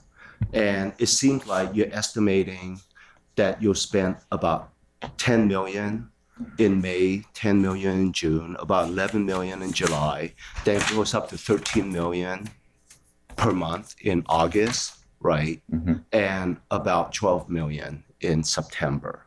So I'm also looking at CCUR 4 as well. So for those months, based on your actual percentage plan, in May, you're estimating that you will spend about 30 million, and June 33 million, 35 million, and so on. So if I add the 10 million in May to the 30 million for May for CCUR 4, and I'm looking at your financial projections, and I was going to ask that in the next committee meeting. In May of 2024, you're projecting to spend 24 million for CCUR total, right? So just simple math tells me your projection on your cash flow is way under what you're telling us, you know, with these graphs here, and the gap gets higher. Or the gap increases substantially as you move to June, July, August, September. So I don't know if there's an answer for it. I don't know whether there's a coordination between what you're putting up there and what finance think that the monthly payment should be, or what they're projected to be. So anyway, that's really my question, not questioning anything you have up there, but how does everything tie in? Because that's what we have here. Yeah, so they should match, Richard and Robert. So Richard, I don't know if you got an explanation or you want to save it for the finance committee cash flow report. But like if you look at, so you got to keep in mind that the cash flow is 3 months later than the accrual. You know that.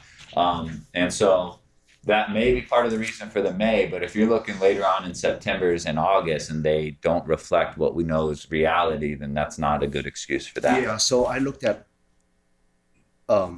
past a little bit, and the amount really doesn't change. It's almost like a straight line Yeah. And estimate, right? The one, you know, my check when I looked at that is for CCUR3, I need to look and see that at September of 2024 accrual period, so that would be December of 2024 on a cash perspective, gets me at close to 175 million, right? Because that's where we project CCUR3 to finish.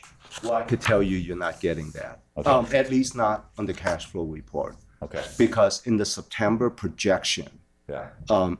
you know, and I understand it's just a projection, it's projecting to spend $24 million, What's right? the cumulative number as of that date?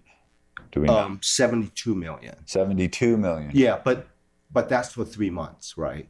So if I add cumulative to date, yeah. So what I'm looking at is cumulative to date, because well, the way I'm looking at it from a project controls perspective, we know CCUR3 should be done September of 24, roughly at 175 million. So the cash flow should represent that same thing, just 3 months later. I could assure you the cumulative date does not add up, because I'm looking at all the actuals compared to your actuals, right? And even the explanation that this is incurred and it'll pay a 3 month, you know, a few months later, or maybe a month later. If you look at the number, it's really just a straight lines. You know, you're amortizing the contract on a straight line basis. Maybe this conversation should be deferred to the finance committee, but it's one of the same. We cannot look at the cash flow without looking at what your schedule is. So they should be based off the same numbers, correct? well, the only difference there, so in that scenario, is it on like these curves and the projections there, Coy and I cuts it off at like the 175 million mark, because we know that's a projected project cost, right?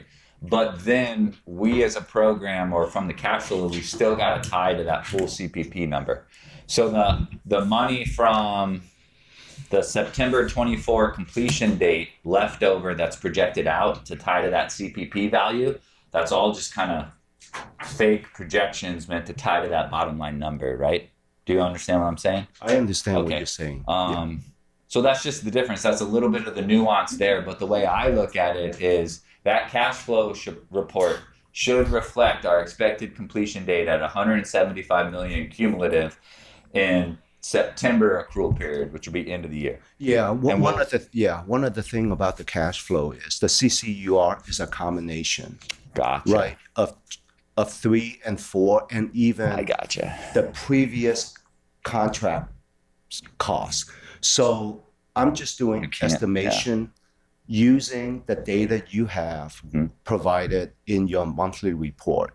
And by using the data you have on your monthly report, I think we could come up with a pretty reasonable, projection based on what you just said, Mhm. and based on what's in here, and based on what Richard provided. Thank You thank know, for that. yeah. Yeah, no, thank you for that, and I think your point is well taken. Richard and I are going to make sure we go back and make sure our data is connected in that from that standpoint to follow up.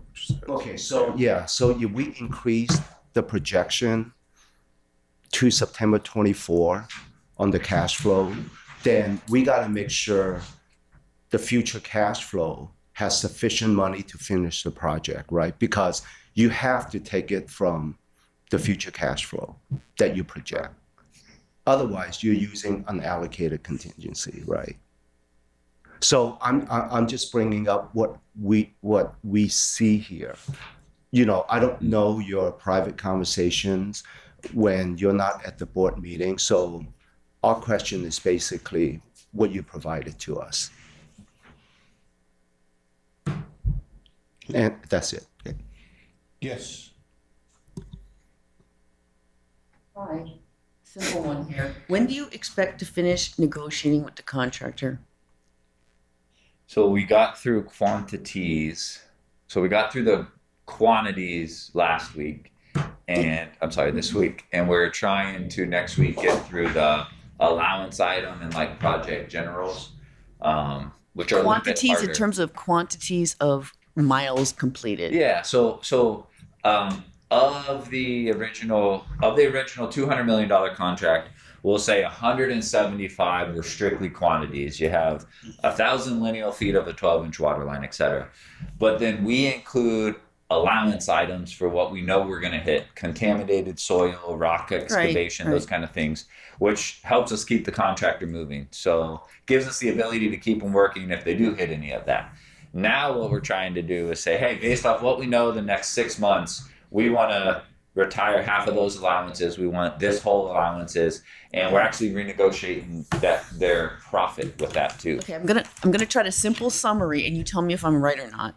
When you first designed it, you plunked down the shafts wherever, 150 feet apart. Then you went in and you guys optimized it so that you avoided utilities. So they were like chugging along, doing the ones that they knew for sure they had to move, but not the ones that you moved the shafts for, right? So now you're in the process of negotiating. Well, you didn't have to do them. You don't have to do those. So we're going to reduce the quantities. So what you're really doing is those gray bars in the remainder are actually going to be lower. Yeah. And you're going to end up hitting. I mean, it's kind of like you're moving the goalpost, right? That's what you're doing. So you're saying that all those little gray lines, it'll still hit 100%, but we don't have to meet that huge amount because we're negotiating it down. Yes. So you're kind of changing 100% to be lower, and your estimate is like 65%. And if I take that line and go out to 65%, they're still on the same path they were on, and we're all good. Right. That's what you're saying, right? If you compared it against the original, right? If I compare it against the would go original. 217, Right. and now we're projecting. So now that 64.3% is almost exactly where that line ends if I straight line project it. So we're good. Yeah. That's the magic. Yeah. Okay, got it. Thank you.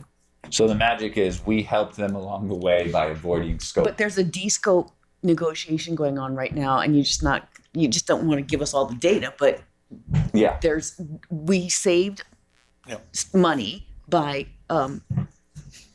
optimizing where the utility relocations were going to be, and never mind, we don't need to move that one now, so we're going to take it off the contract. Right. And we're retiring risk. Yes, that's a big thing. We're retiring risk. Pretty much all the allocated contingency that was for this project can be moved in totality to CCGS or unallocated. But we got through this contract with savings and not touching contingency. So that's big. I think, Michelle, in a month, we'd be able to turn these percentages to millions and like talk through where we're finishing. Okay. Well, I get it now. Thank you. Members, yes, Chair. Then Natalie. This has to do with, remember the report, and it's only because of dewatering triggered it in my mind. Remember the report where we had like sinkholes? And so I just want to know, are they not in this, wherever we're going? Because I thought the sinkhole was where we were going, and there was a question about how we're going to stop the water. So is that still a concern? I don't know what ended up with the sinkhole. I know it's no longer there leaking. Yeah, I think the sinkhole really was poor maintenance of the drainage system, which caused leaks, which caused water, which caused erosion, and then a sinkhole. So I think that was really what happened. It wasn't, that's kind of a maintenance thing for drainage systems. Yeah, And that's a city thing, All I really. want to know is it doesn't affect our pillars, it doesn't affect our where we're No. going. No. Okay, that's what I wanted to know, because it seemed to be, I think if I remember Laurie's report, she was the one who brought up the sinkholes and said, She found it. yeah, Yeah. yeah. She went like that, and there was water flowing.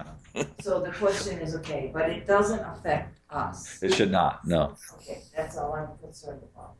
Not that I'm not concerned that people might fall in, I just want to know whether it affects this. Thank you. Thanks, Chair. Natalie? Thank you. So if I understand correctly, we're relocating for the guideway, and those relocations are going underground, correct? Yeah. Sometimes overhead to underground, sometimes existing underground to underground. Okay, thank you. You anticipated my next question. So if I understand your prior statements, we are also looking at ways to avoid the relocations so that we save money. So my question is, I have this impression, I don't know, maybe I read it somewhere that it's better to have our utilities be underground. We avoid, damage from storms and all that kind of thing. If that's true, and we are not undergrounding or relocating and then undergrounding certain portions because it's beneficial to HART because it lowers the cost, I'm just wondering if that would be beneficial. Is HART working with the other utilities or other agencies to say, hey, we're not going to relocate this, but it would be beneficial overall, and so therefore, if you would like to partner with us and pay for that cost since we're already doing this work, would you like to join us? Is HART doing that, making that effort? Yes, part of being able to avoid the utility relocations comes with the approval of the utility owners and all the city departments. So it's sort of like a process. It's the same process that like a plan set would go through as far as signatures to get approval. So we marked all of these, like Halakuila marked up the new design on plan sheets and routed them to each department for approval, both public and private. So they're part of that approval process. But then certainly, so a lot of times, so most times if we are in an area, we got to redo everything through the finish work, new pavement, curb, gutter, sidewalks, that kind of stuff. Usually those are dictated by the utility owner. And so we are working with them to bring their services and infrastructure, I guess, up to current standards. I don't think throughout all the downtown so I know we didn't take anything underground and run it overhead, and I don't think we left anything overhead. Maybe on Nimitz, when I'm trying to walk through from Nimitz all the way to Cook, there's nothing overhead, right? Through that alignment, I don't think so. So yes, I mean, we do, if we touch it, we got to relocate it to current standards. And then there is us working with the city departments, private utilities to figure out, all right, if we didn't touch it, are there certain things we can do that'll bring other areas to current standards where we could get some approval steps? And then there's also a process for betterments. So if our contractor's in the area and the utility wants something, they can get that work from the contractor outside of HART through a federally approved process. So there's all three of those. That's great, thank you. Sure. Yes, Chair. But you're talking about CCUR three. Yeah. Because if you talk about Dillingham, you know, the main problem is that's the 138 kVs are your 800-pound gorillas and they're the ones that cost money. Yes. And they're the ones that they're not going to share costs with, because HECO itself would have to go to the PUC because of an expenditure in excess of 2.5 million, and they'd have to open a docket, and it would probably take 5 years and whatever else. So they're going to mess us up. And the reason why we've ended up paying for everything is because they've resisted helping us because of the docket costs plus all of that. So I don't want people to believe that we can just do this, because we can't. Yeah. And they can't share, because if they share and it's in excess of 2.5 million, they gotta open a docket. And the PUC is gonna take a long time and mess you up in terms of schedule. So That's right. In Dillingham's, the supporting evidence to that statement, Chair, you won't see the same optimizations on Dillingham because it's impossible. You got the 42-inch water main running down the center of it, and then those two big lines. There's not enough space to optimize. So we've relocated. We are going to end up relocating every utility on Dillingham as per plan. So you won't see these kind of optimizations. and they're not gonna share. Correct. We bear those costs. Especially HECO's not gonna share, because if they share, it's a docket and there's no way. And I'm still wondering about the 46 kV substation, which they haven't opened yet. But anyway, I just want people to understand it's not that simple. Yes. Thank you. Thank you.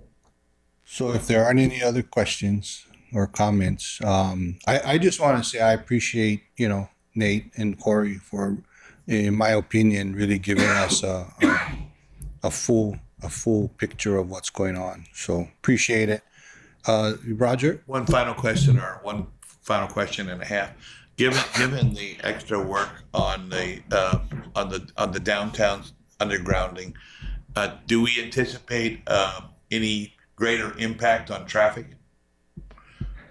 No, I think if anything goes, no, you're going to see the same closures that are out Closures? there. Yeah, for downtown portion, Colucho is very strategic in their closures. They're not very invasive. Dillingham's just kind of stuck with that controlled access. But no, downtown will largely remain the same for utilities.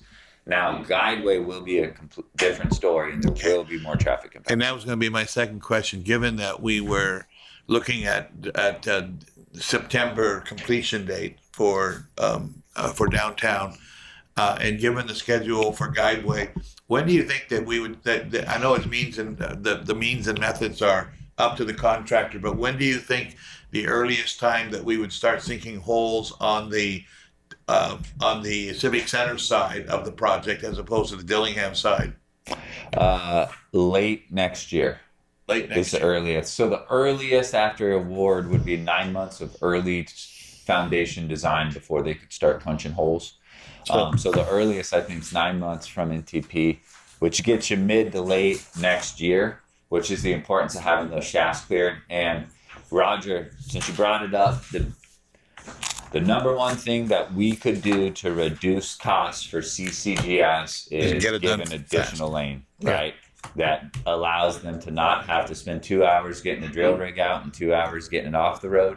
If we had an additional lane, that would be substantial cost and schedule savings. That's on the not on the Dillingham section per se, but on the downtown. Yeah, the downtown section. Dillingham's maxed out with the current configuration of traffic control, so nothing we can do. But yeah, Roger. So downtown, and it's basically that section from Evile to Haleakala. That would be your critical choke point, wouldn't yes, it? Sir. Yes, sir. Yeah. Thank you. Maybe just keeping us updated as far as Dillingham is concerned on the labor obligations. Yeah, we were going to volunteer to do the similar detailed presentation on Dillingham progress if you guys want. Yeah, but as far as what the contractor had initially committed to versus what is actually going on. Yeah. Maybe just keeping us updated. All right, we'll do an abbreviated presentation on that. Sounds good. Perfect. Okay, if there's no other there's no other items on the agenda. This POC is adjourned. Thank you. Good discussion.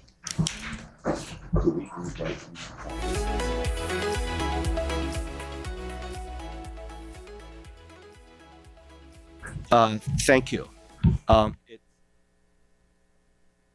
And it's thank you.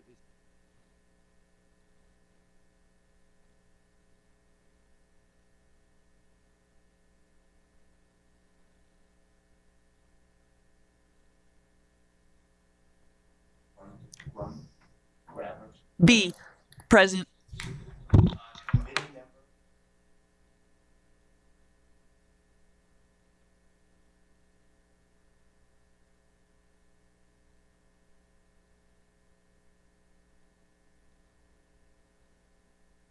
Oh, and Vice Chair Edwin Young is excused. We have Heart Chair Colleen Hanabusa joining us as ad hoc member, and we also have member Anthony Alto and also member Natalie Iwasa. So, are there any public testimony in person or online regarding any of the agenda items? So hearing none, let's go to item number 3, cash flow report. Richard. Thank you very much, Mr. Oshiro.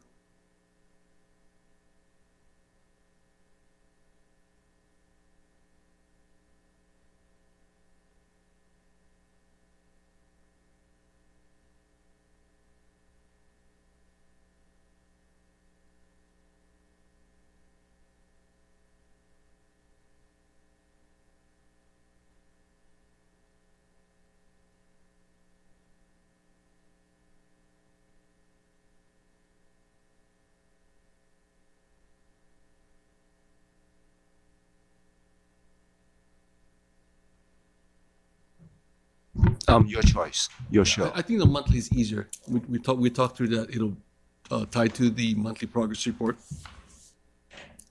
Okay, so the month we're speaking to actual is for January. I'll just start at top line again and work my way down through the major points.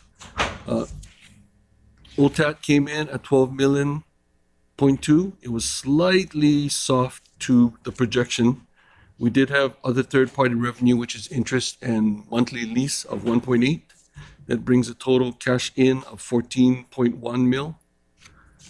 Other large items that came in for the month, because we talked about it, highlighted a lot of it. AGS, we paid 404,000.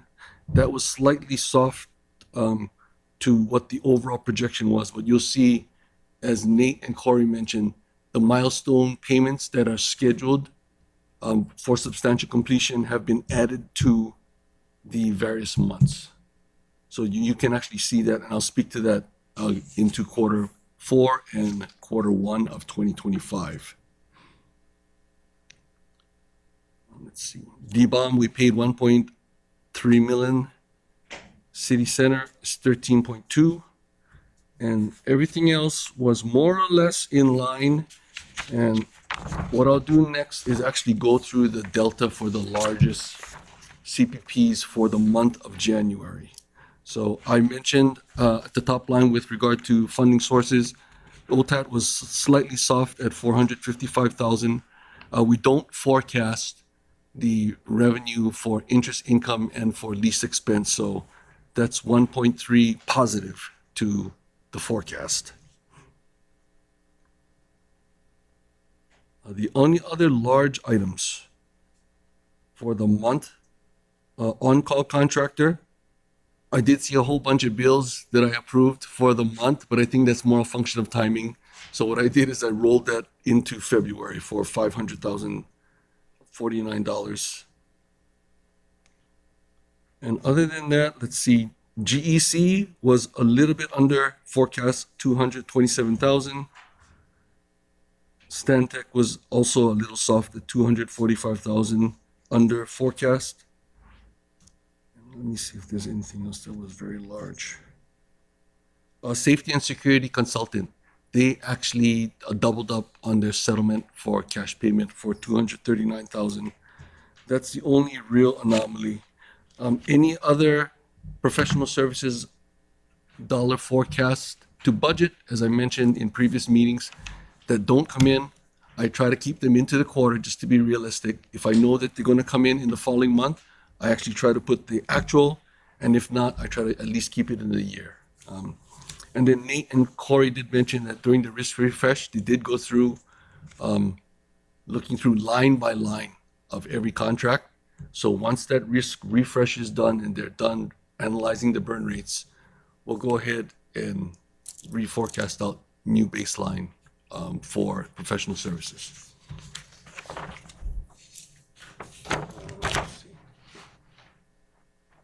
I don't think it was anything else big. The forecast for TPAR did come in soft, $1.9 million. That is also rolled. And then, of course, we didn't allocate any contingency, unallocated contingency for the month. So we didn't spend it. I moved it out to the back of the program. Any questions so far? Members, any questions on the monthly? Yes. Sorry, Chair, Natalie raised her hand. It's like Jeopardy. She hit the button first. Thank you. Thank you, Richard. Just one question on the full funding grant agreement, the 125 million. So now you're projecting it. We're in March 1st. So is that looking like it's still going to be that, or are there additional steps that the FTA has to go through, or? Thankfully, the agreement is all penned. It's executed. To be honest, all I need to do is do the sanity check of the scrub for this drawdown. It should be done in March. Okay, thank you. Thank you, Chair. Of course. Chair Hanabusa. I actually have the same basic question. So when you say you have to do the scrub for the drawdown, in other words, you just write a voucher to basically to the FTA and you get your money. We get our money. Sadly, it's a little more complicated than that. We actually go back through all the CHIRPS reporting for the city, and we isolate every single pay app that has not been submitted yet. And we also reconcile that against what was submitted for Act 1. And in this particular case, there's flex funding involved as well as any other funding that we've received. So we isolate the color of money, so to speak. So it's not that we get a check for 125 million. What we get is the right to pull down 125 million. So, and that's just based on how quickly you get around to drawing down. Yes. So the money is technically there. It's just that we have to draw it down. Draw it down, that's correct. Okay. And then you intend to draw it. Yes. Advance of that, after the document was signed, you worked with DTS and others too. There was some grant submissions through the grant process, the system. So there's been a lot of work done already, and now we're down to the final step of submitting the invoices. So Technically, was the FFGA signed, the amended one? When is it deemed to have been signed? I want to say February 9. February 9th? Yeah. So it's basically a reimbursement system. You paid the invoices already, and then you draw down for invoices paid. Correct. But the settlement time is very quick. I mean, they do it very quickly within days after you submit, right? Yeah, it's submitted through the ecosystem on the city side. So they're sticklers about that. It has to be in a certain format. Right. Thankfully, it's still kept mostly in the city's format. It's just more isolate by contract, make sure that it hasn't been paid before, and then the people that actually do the treasury reconciliation, they check. So we're thankful for that. And thank you for jumping in. Yeah. The process itself, I made it sound really simple, but it definitely was not. So Yeah. I wish it was more simple because it can be convoluted. Yes. So when people ask us, did you get your 125 million? The correct answer is yes, but we don't have the cash in hand. But that's only because of how we draw down on the money. Very similar to the TAT and the GET, that we gotta submit the invoices and I guess is it DAGS or BNF? Who goes to them? The TAT and the GET. Right. The invoices. DAGS. So DAGS approves or audits the bill and approve it, and BNF certifies it and releases the money. Releases the money. Yeah. So Richard, with all of these disparate revenue sources or resource sources, how do you guys keep track of which invoice you're submitting for which payment? Do you have that on is that a spreadsheet or is that a system, a financial system that you have, or how do you keep track of it? Yeah, that's a good question. That's a color of money Right. reconciliation. The actual spend data always comes from CHIRPS, which is the city and county's accounting system. We shadow book just for construction management purposes. But from that standpoint, we do have excellent help from HDR. Vilma helps us. She's the one responsible for generating the monthly packets and making sure that the invoices are Unique. packaged up. Put Yeah. together. Yes. Yeah. So it is an arduous process. I mean, I'm making it sound simple, but Right. someone's got to sit there and not be disturbed and literally take into eye what is submitted. And then that's all annotated in chirps, right? So that you have a remarks column That, in we have there. that, and then we keep Yeah. the actual reconciliation Yeah. in an Excel workbook Okay. because of the color of money, right? I mean, there's so many different places that we could generate a bill. Sometimes it's third party, sometimes Right. it's money for Act One. Sometimes graciously we receive other funds from other appropriations, and of course there's the bonding, the bond side, which is effectively bridge financing for And funding sources. Richard, do you know if that goes through a pre-audit check too? Is there that's just, would that be a city process, or do they have? Does it go through pre-audit? That I am not sure. I do know that there's probably a post audit. I know there's a post audit. Yeah, Yes. that's like the single audit or What something. we do, we Yeah. send them the packet, the Right. actual individual pay app packet, before they actually reconcile and pull down from Echo. So because they're checking it. fiscal does that. Yes, Yeah, correct. right. Fiscal does that. Yeah, thank- Are you asking about whether the invoices are validated and? Well, validated, and whether there is some modicum of audit or something. Oh yeah. Well, I mean, know. I was gonna ask Richard just to answer your question. If you want to go through just quickly the process of how invoices are submitted in the field by the contractor, it goes into the new system, and the contract manager looks at the invoices first to determine whether it's valid, whether all the work was done properly, and whether it was done at all. And if you want to spend like 2 minutes just going through that process for Director Morton, and sure. I think that would help the rest of the board too, to understand how things actually get paid ultimately. Perfect. I'll give you the quick commercial. I have 2 minutes, right? Yeah. So Yeah, just the a quick- contractor goes, they put on their hat and they drop the shovel and they work. Then there are supervisory people, the Stantec crew specifically. They will stand there and do progress report and inspection reports to say, I witnessed blank amount of level of effort done at that particular site with these bodies. In the case of TNM, I'll take it to its widest version where there's a significant scrutiny. On the TNM side, they'd have to submit all the invoices and all the backup. They put the packet together for the month.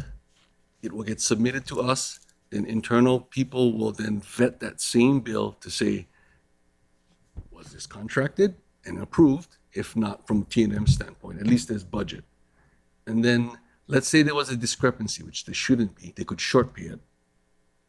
And then that bill would then get routed from the program manager up to higher level people. So Corey, Nate, to say the work was done, in fact. And this is a routing sheet, either manual or electronic.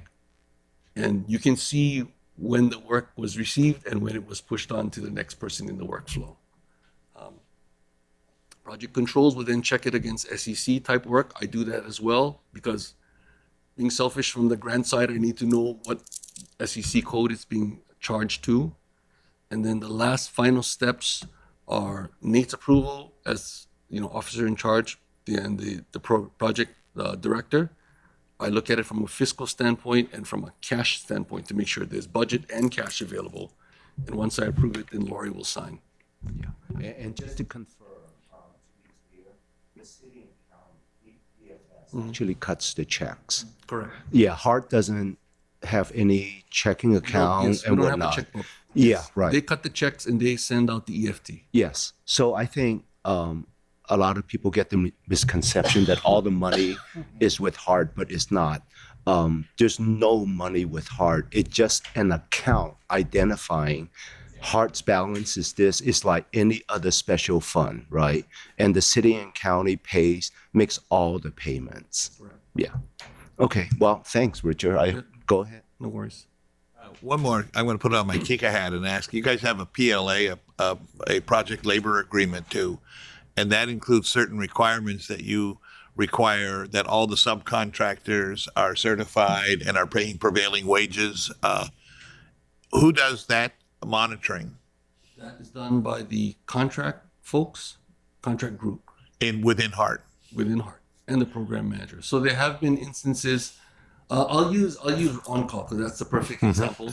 When the contract, when the rates change, let's say, right, you will see a notice come through that the new schedule is blank, and here's the head count, here's the body, here's the job description, and here's the new rate. And it's the responsibility of the people generating the bill, which is the contractor, as well as Stantec to check it.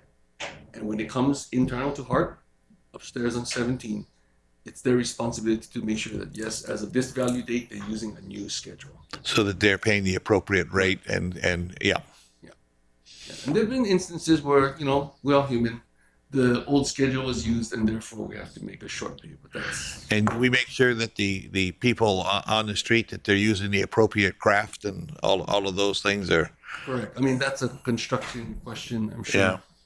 You don't let the newbies jump on heavy equipment. That's not my purview per se. That's Stantec. Yes.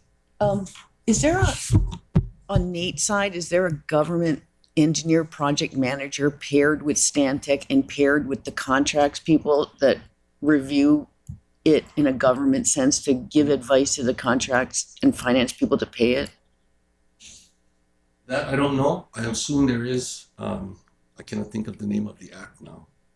But because we're a federal project, they're required to pay They're us. required to have like a contract and a contracts David, thank officer you. representative, correct, for each contract? Is there a contracts officer representative on each contract or just a contracts officer? Just our contract manager. Yeah. So there aren't any government contracts officer representatives. They're not official. Not through Stantec, but each of our contracts have a Hart contract manager. Right, that's a contracts person. Is there a technical engineer person to advise them? Because the contracts people aren't as tied closely, and that's not their job to understand the work. It's their job to understand the contract. Right, so I'm trying to just make sure that there's oversight, technical oversight beyond Stantec, that there's a government belly button that's like doing that. Is there somebody like that in each contract? Let's take this offline. Can we talk about this separately Sure. and take Can this certainly do that. offline between you and Nate? We'll talk about it. Thank you. Yeah, sure, Chair. Okay, since I asked for your variance, let me go through it, make sure we're all on the same page. So, where you have dots across, like for example, we have actuals for, let's use fiscal year 2024, quarter one. And just so that we're clear, GET is actually it's collected in a calendar year, but it's basically, it's just collected, but we don't get it except for quarterly, correct? Okay. So, like fiscal year 2024, the actual for July 2023, and the first part of the first quarter, those numbers, because there's nothing in your variance, came in as projected? Correct. Okay. Okay, that's actually a really good question. Keep going. Thank you. No. Okay, then we have fiscal year 2024, quarter two. And of course, you don't have, it's on yours, it's still projected, and we have actual numbers. And then anyway, in the end, it's still nothing. So I assume at the end of fiscal year 2024, quarter two, we got the $241 million total project funding. Is that correct? And then just to be clear, this report here that you asked for, this is a sandbox report for me specifically. So a lot of these titles weren't meant for public consumption. So I apologize for that. No, that's okay. I just want to. That's why I'm going through this, because I want to be sure we're both on the same page. So, and of course, right now, fiscal year 2024, quarter 3 is what we are in, technically. And the variance that you report is the Wahoo TAT at $455,000, I guess that is. And that's short of what you had what we had originally anticipated, which would be 12,271,000, right? And then we have but what's interesting though is that you have on the bottom total project funding sources at the end of 2024, you only have 1.378. Variance. But technically, it would seem like the actuals are 14,104,000 on your monthly. I mean, the one that you gave us earlier. But you only have 1,378,000. You see what the difference is? Yes. You know what that is? That's because I don't use that column from a variance standpoint. So, like I said, this is a sandbox report. I just want to be sure, because I want to have an idea of what was actually collected or given to us for that month, and with all the disclaimers that we had before, that you got to produce the invoices or whatever. But so should that 1,378,000 on the total project sources of the variance is that a different number, or is that the variance? It should be the variance for year-to-date actual as well as the projection. So if I were to hide this column, year-to-date actual, it would still reflect the 1.8 positive. Oh, I'm sorry, 1.3 positive. And the reason for that is because we don't project the interest income and the lease income. So to get to the 1.3 is we were short OTAT for 455, but we were over 1.8. So if you add those two, you get 1.3. Okay. So disregard year-to-date column. Okay, but but the projected, which is the next column which you don't use, that was 12 million. So we ignore that under this. And then on the projected for February 2024, you had the 125, which you were anticipating getting from the FDA, but then that we already understand what happened there. The money's there, but you got to draw it down. And then March 2024, where you anticipate that you will draw down the 125 million, and you have that also reflected. And then you have fiscal year 2024, quarter 3 projected. So technically, the fact that you haven't identified anything like the GET, the TAT, you just have the city TAT as a loss because you anticipate that loss, and you go down and you have the 1.378. So you expect that we will still be 1,378,000 more than the original projected of 237 million. As of this month, though. As of this month. That's right. That's the way we're reading. That's the way to read this report, right? Okay. So this is literally a variance report from month to month. So it's the way. I think the current column, the January column, that would show the variance. Correct. Actual to what was projected last month. Correct. Everything else, the other ups and downs in here are just forward-looking changes that were made since the last forecast. Like that 125 was negative in February pot, so it just reflects changes. So if there are not numbers, that means the numbers that we had last month, we didn't change the forecast. So I guess so. That's what because we're doing like in fiscal year 2024 quarter two, where we have actuals in the what has been reported, and you have absolutely no variance. That's why I confirmed that the figures that you have in the quarter two actual, the totals, is what we got. So that's the 241 million. So what I didn't want people to look at this and say, oh my God, at the end of the quarter three, the way we're going, we're only going to have 1.3 million, which is not true. Okay, right. So that's how you read this. Yes. Okay, thank you. And just to reiterate too, this was just a working Oh yes, work I paper that understand. Richard has been using, and Yeah, because I asked for sharing it, you were yeah, kind at your enough to request, give but it to wasn't us, really. because this is a lot easier to follow when we're looking at, okay, whoa, so as opposed to me going back. So thank you very much. Sorry. Yes. No, Correct. no, I appreciate it. Thank you. Members, any other questions on this report? Richard, do your clerks have to transpose all the numbers or do they come from another system? This Yeah, this is all done in Excel. So yeah, so but you have to get the numbers from a different system and put them in here I get specifically. the actual data from SHRPS. I commend you for trying to organize it so we can understand it. Yeah, well, it's about learning how to use your software and leverage Yeah. your tools, right? But yes, if I had to add up everything monthly, manually, that would be a problem. Any other questions from members on this report? Richard, I have a couple things, and I know you were here during the discussion on CCUR3 and the projection.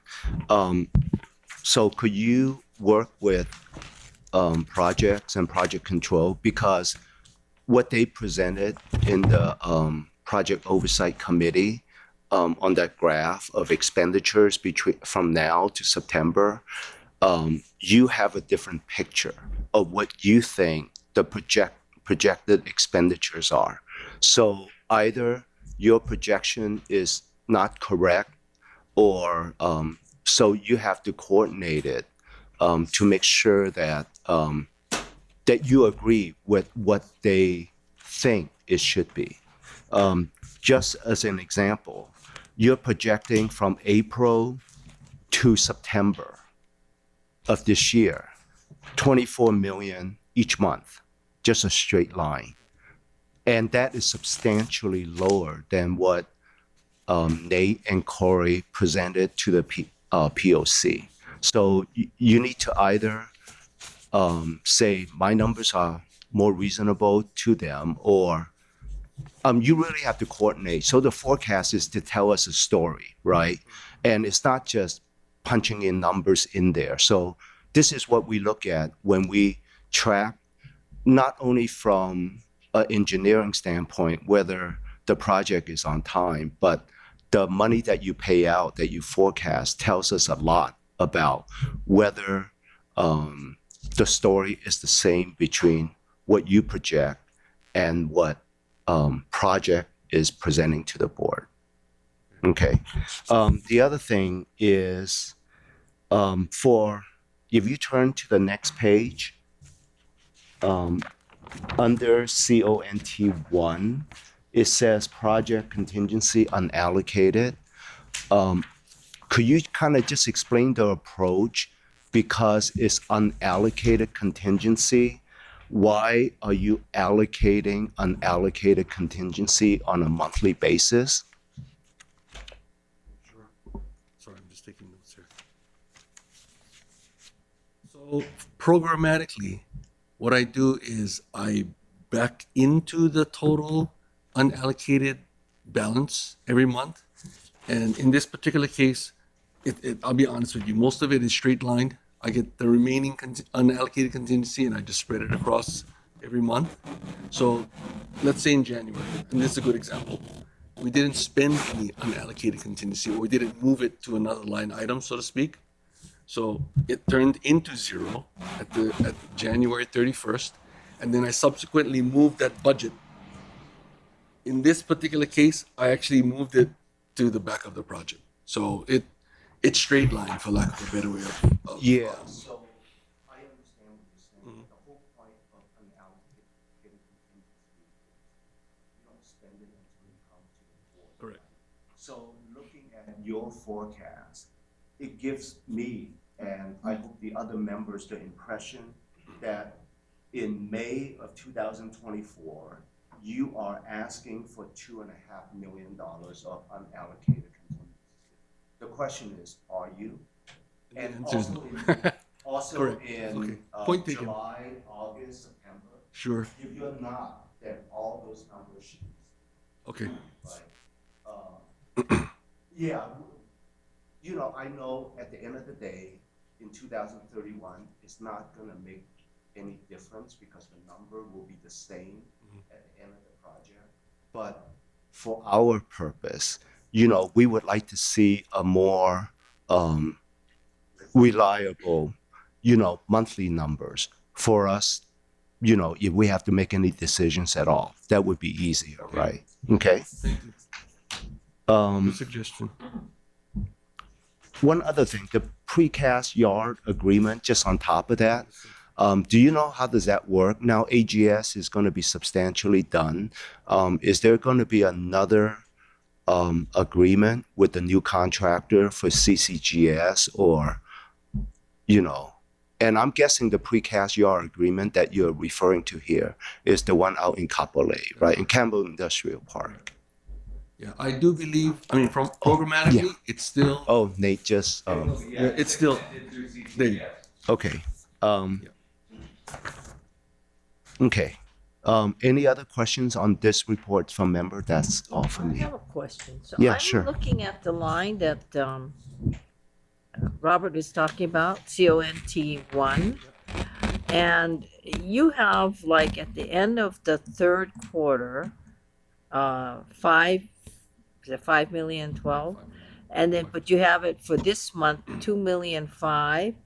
Well, and to February and this month 2,000,005. So does it mean that 2,000,005, because we passed February already, was expended under unallocated in the month of February? This is the dilemma that Robert is bringing up now. It looks like a spend, Right. when really it is a placeholder from a budget standpoint. So if it will make it easier to put it someplace else, and it does sound like it would be, I can work with Nate and Corey and we figure out a way to still keep it programmatically in the program, but not make it look like a spend for the month. Yeah, that would be fine. Yeah. Okay. So I guess what I'd like to know is what is it, and maybe Nate's gonna have to speak up here. What is it that you're doing a placeholder for? Because it's $5 million at the end of this quarter, and it's $10 million at the end of the fourth quarter. So it's a total of 15 million plus, give or take, that you have as 15,213,000 that you have as unallocated contingency expenditure. So I kind of would like to know what is it that they thought that we would be spending on the, well, what did you think? Because that's what this says, right? Yes, so I'll speak to that. So from Richard's perspective, he's just taken the 217 total and trying to straight line it through the months. Obviously, you know, it creates a different vision for unallocated than it would. So my vision of unallocated is we're gonna either use it all or know what's left over at bid time for CCGS, right? That's either gonna tell us whether we gotta use it all or whether there's gonna be some left over to either handle changes to CCGS or potential, maybe even go a little bit further than Civic Center. But that's really, I think that's the only thing that's going to move unallocated, you know, from a cash out perspective, is award to CCGS if it's needed. Okay, so you don't, so all you've done is straight line whatever. You've taken 2.5 million right across with the anticipation that you may expend it? Or that's what you think will be used? No. To Robert's point, I think we'll move it. It seems to be creating more confusion than anything else. I agree, and I'm sorry I hadn't picked up on that being in there, but this is a cash flow forecast, and unless we're planning on spending the cash it shouldn't be there. Okay. It should be pushed Yeah, out. rightfully, no taken. Thank you. Thank you for bringing that up. Sure. Yeah, if I may. So I just want to make sure that if you're going to move it out of the monthly, and I understand the idea, the placement, whole placeholder, and I understand Robert's point, and I agree. I just want to make sure that we keep it in the annual projection, the 211 million, so that we can tie out the 9.1 billion. Absolutely. Okay, yeah. Otherwise, it won't balance. So everything basically will move till the end, and then once you identify any unallocated. Unless we know of a reason that we're going to be seeking to spend it, then we can pull it up for cash planning purposes. Okay. Otherwise, it should be pushed out. Great, thank you. But yes, it has to be in the total. Thank you, Chair. So are we pushing it out Yes. and not allocating No, it it anywhere? should be actually in the last year. Right. And because In 2031. yes, because it Okay. requires board approval, you move it when either you know you're gonna come to the board or when you know the board approved it, right? You know, yeah, it's not any expenditures that you need to project out. Okay, thank Yeah. you. Point taken. And it will be fixed. Thank you. So, So let me ask this. Oh. For Nate to have wanted to do this, it must have been for a purpose. I didn't do that. Oh, you didn't do that? Oh, you did. Chair, Well, I don't worry about you. I just want to know what he's spending money on. So if you No, just- CCGS award to me establishes what true unallocated contingency Oh, no, is. I understand. So I was wondering why you spending money before we got the CCGS award, and the sum is problematic because it's so nice and even throughout. So it's like, are you stashing it away somewhere without us knowing? I mean, that's what I want to know. But if you're not stashing it away, it's just on paper. Yeah. Okay. go ahead, Anthony. I was just going to say for the public, for the understanding of the public, as what I understand is your approach was we have this unallocated contingency. If we assume we're going to spend it, we don't know how we're going to spend it. I'm just going to put in a lump sum every month. It's the same amount. And what the committee is saying is we actually want a real forecast. So only put the number in if we have a good reason to believe that we are going to draw on unallocated. Right? Correct. So one last comment on this, Richard. I know we're just talking about unallocated contingency and the CCUR3. So I think, with the cash flow that is presented every month, it tells us a story, right, about Heart's finances and what going forward looks like. So I don't know. I know, there's some staffing issues, but at some point, you probably should look at the entire forecast and ask whether, hey, is this a reasonable forecast for me to present on a monthly basis, right? And you probably can't do that yourself. You have to work with Nate, and most importantly, you have to work with project controls, right? And that would prevent your CCUR forecast from now be so different than what Nate and Corey presents, right? So there has to be a lot of coordination, and I don't know how the inner working in the offices, but for you to do this, you need Nate and Corey to be on the same page as you. Okay, yeah, thanks. This is a discussion that we had the last time with actually it's sort of the whole government relations issue about the bills that are making its way through the legislature, and Rick has kindly looked at it. So where is that figure? As you know, there's a cap, and we're trying to do away with the cap, and also they're doing an emergency appropriation for the amount that they've withheld. So where have you reflected that? And it's money that's coming to us. Everything has been paid. It was a timing issue, but Right. everything that hit that cap has been paid. going forward, we're assuming the cap gets fixed. So everything is in there as we expect So it to be it's paid. actuals. So what I thought we would have is that actuals reflected in the January 2024. Because remember, this is, the cap gets hit at the end of the year and then they don't transfer. It's the end of the fiscal year. End of the fiscal year. Yeah, so it'd Okay. be the next time, like next quarter, if they don't get that fixed next quarter, we may hit a cap and we'll have to reflect a deferral of a portion of the payment. Right now, we're hoping that doesn't happen, but it would be the May payment, which would be, 3 months from now, is when we could potentially hit that cap again.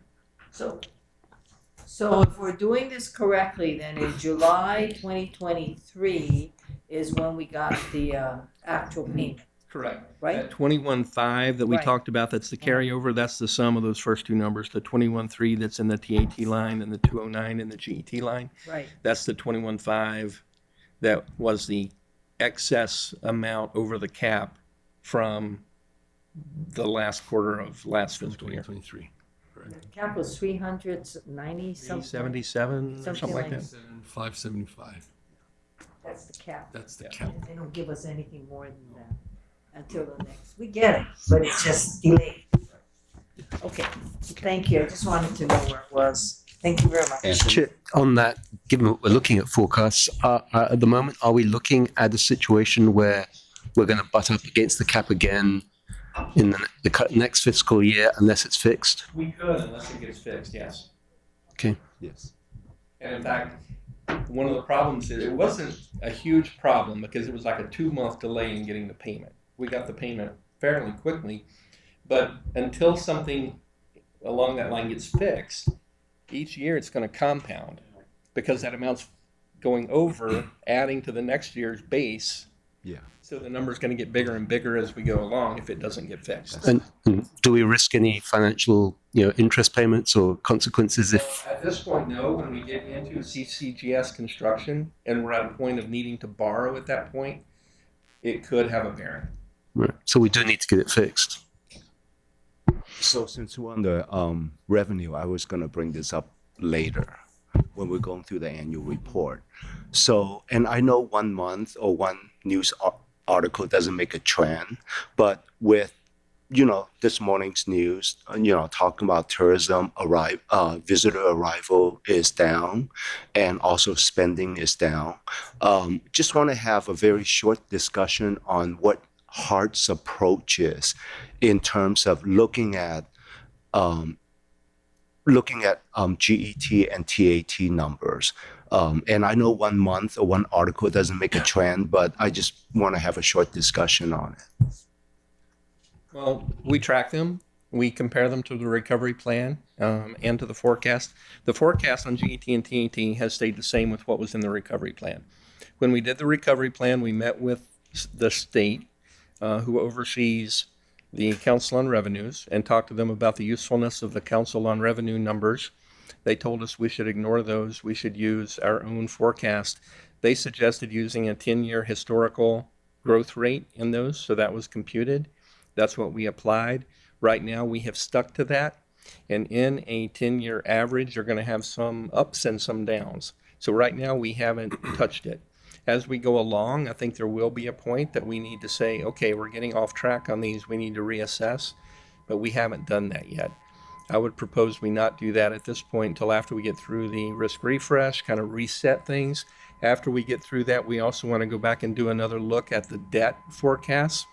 We looked at it after we did the recovery plan, made some changes to that, but once we kind of square up the numbers from the risk refresh, we want to look at the debt, and that may be a good time to look at GET, TAT, but we typically don't look at it on a month-to-month basis. We kind of just let it ride.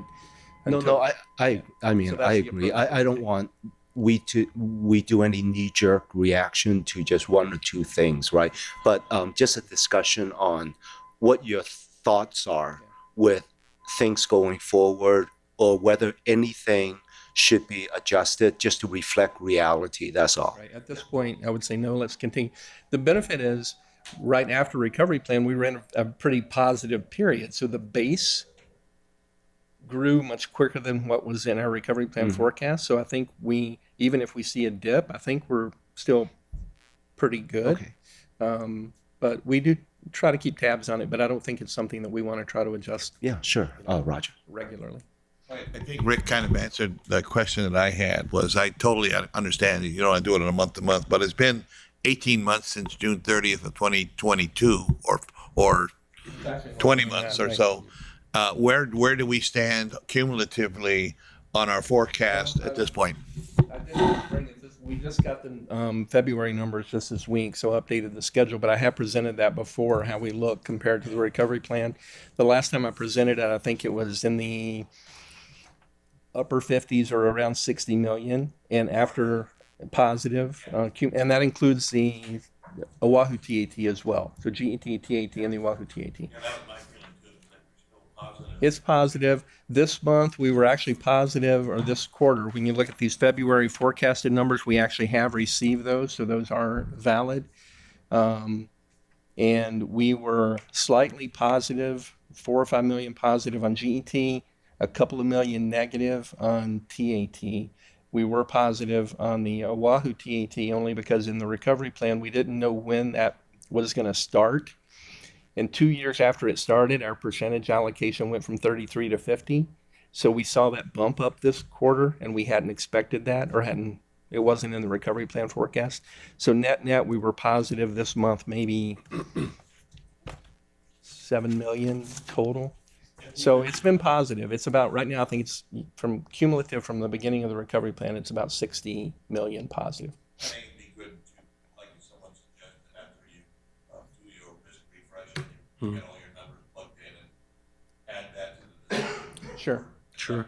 No, I agree. And that's been kind of what's been in my head, is once we get those numbers, look at our debt, true that up again, and then also maybe at that point, take a look at GET and TAT. Just to that point, Chair, is there any risk in essentially announcing how much spare money we have in our pocket before we let out the CCGS contract? I mean, if I was a contractor, I'm thinking, oh, look, they've got $50 million more than they thought they were going to have. Yeah, I think it's a double-edged sword, because a huge concern from the industry is our ability to award this thing financially.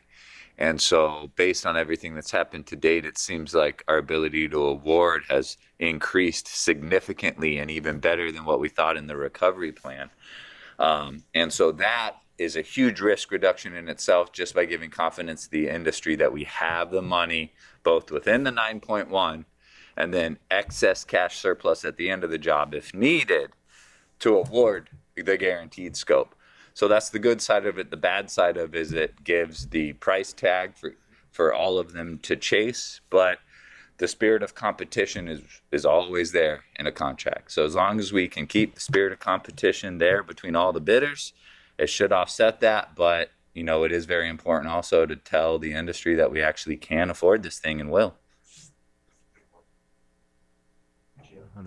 Yeah, I just wanted to say that I wanted to thank Rick, because I asked that specific question, which is, hey, do an analysis of what was in the recovery plan, what we expected, was the actuals that we've collected, and he's the figures that he gave me shows us positive, more than the recovery plan, because as you know, there was an issue about whether or not when we initially began the recovery plan, whether we were too conservative. And, you know, there was also a sense that maybe we were too aggressive. But I think what Rick did was he picked a percentage of growth on the GET, which was somewhere between what we wanted and what we thought. But it looks like the GET actually is producing more than what we had anticipated, which is good in the sense that we now are positive. And we haven't looked, and at the time that we did the recovery plan, remember, we did not have we call the city TAT. That came afterwards. And just so that we all recall, remember the difference with the city TAT and the state TAT is the city TAT has no end date. So, you know, it's potentially able, if we need to bond, we can bond that. You cannot bond, in my opinion, the state and the state TAT and GT, because that has an end date. Yeah, it's very close now. So, but it does, if we need to, we have, but we are doing better than I think what we had projected in the recovery plan. So thank you. Okay, I thanks. mean, that's something that you can share with everyone later. Okay, thanks, Chair. And thanks, Rick and Richard. I mean, all these information is very good, for us to be able to manage the project properly, right? I mean, this is just one tool, but it's a very important tool for us to look at. So thank you. Does that conclude your cash flow report, Richard? Actually, I was just gonna go quick summary through the annual movements of cash. So you do have the original annual cash flow. So we go to the Delta report. For the period of 2024, we spoke to the softness in the 455,000, right? That's just Oahu TAT. The 1.8 million is, of course, we don't forecast income. And the only other place that we have huge things that actually Nate and Corey spoke to is because I put in the milestones for AGS to substantially complete, I moved some of the money out from 2024, and the cash will actually settle in the beginning of FY 2025. So you see the plus minus of the 27 million. And then other than that, the other gorilla that we talked about today was CCUR. So I did accelerate some of the cash flow into 2024 and 25. And of course, by definition, to balance to the contract, I took it out of the back end. But you should only accelerate it if it makes sense, right? I mean, don't do Totally it because understood. we're asking you. Yeah. Right. But, according to Window 3, CCUR3 is going to accelerate cash flow wise. So hopefully that will happen. Other than that, there were no other major movements. Any bills that weren't paid for professional services, of course, until the risk refresh burn rate review is completed. I put everything at the back of the program. The only place that I did not do that was with regard to TPAR, because we do have to have all the properties done by a certain drop date. And in that regard, I tried to move it as close to the end of the current operational program as possible. So anything that was soft or not done in January, I basically put towards the end of the purchase period, so to speak, based on the master project schedule. Other than that, everything else is the same, and the delta at the end of the project is literally due to rounding of monies in professional services and the increase of 1.378 for the revenue. And that concludes my report. Okay, thank you, Richard. Thank Members, any questions on the annual report, on the annual expenditure reports? Okay, hearing none. Thank you, Richard. Thanks, sir. Appreciate your time. Anyone in the public that want to testify on this item, either in person or online? So hearing none, thank you, Richard. Let's move on to the next agenda item, discussion on core systems, capital and O&M expenditures. And I think this agenda item derived from a conversation that this committee had maybe a couple months ago. And really what we really want to know is just your approach in identifying what's capital, what's O&M, with respect to the DBOM contract, so that we could be in compliant with Act 1. Shall I go first from a control standpoint? Okay. Well, thank you for the question.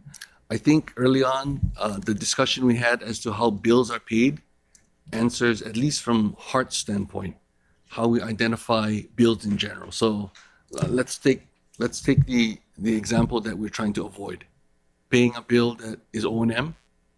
So because we have control stop points in place, like actual people, right? Corey, myself, the actual program managers, the bills tend to look the same every month. So if a bill from O&M were to show up, the field guys would catch it, and most certainly my AP staff would catch that. There we go. This is not a normal bill. Bill payment is also sequenced properly. So if the payments are out of sequence or if the period of performance looks weird, we flag that and we immediately reject it. From the O&M side, I took the courtesy of reaching out to Patrick, and he assured us that they follow more or less that same procedure. The only real issue would have been during the cutover period. But at that point, I think everyone was so hyper vigilant that they would have been monitoring the fact, is this an O&M bill versus construction? So Yeah, so the question really, not so much the process. Mhm.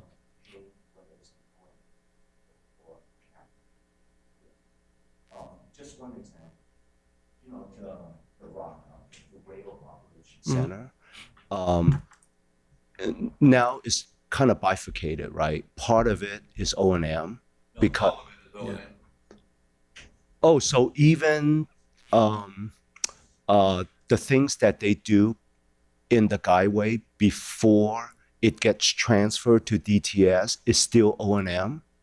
If that's correct, then we need to look at our invoices to make sure all the testing of the lighting, signals and whatnot under the Rock should be O&M, if that's the case. I think there's two. I mean, one is the Rock is under the control of DTS. But the question you're asking is whether it's part of a DB contract or whether it's part of an O&M contract. And those are pretty well defined. What you said would be part of a DB contract. But the Rock itself is not. So I'm sure they can confirm this, but I'm sure that anything that gets billed under the DB contract is considered a capital. That's correct. So for the Rock, we don't share electricity costs or we don't share those things. We pay all of those. So all of the operating costs of the Rock we're doing. Now, I suppose one could make the argument that there are people there that are doing DB, so maybe $10,000 a month should be allocated to capital. But that's the where the margin would be. Okay, and that's the discussion, right? I use the Rock because that is the site out there, but the Rock is really Hitachi running it, right? Correct. So there has to be.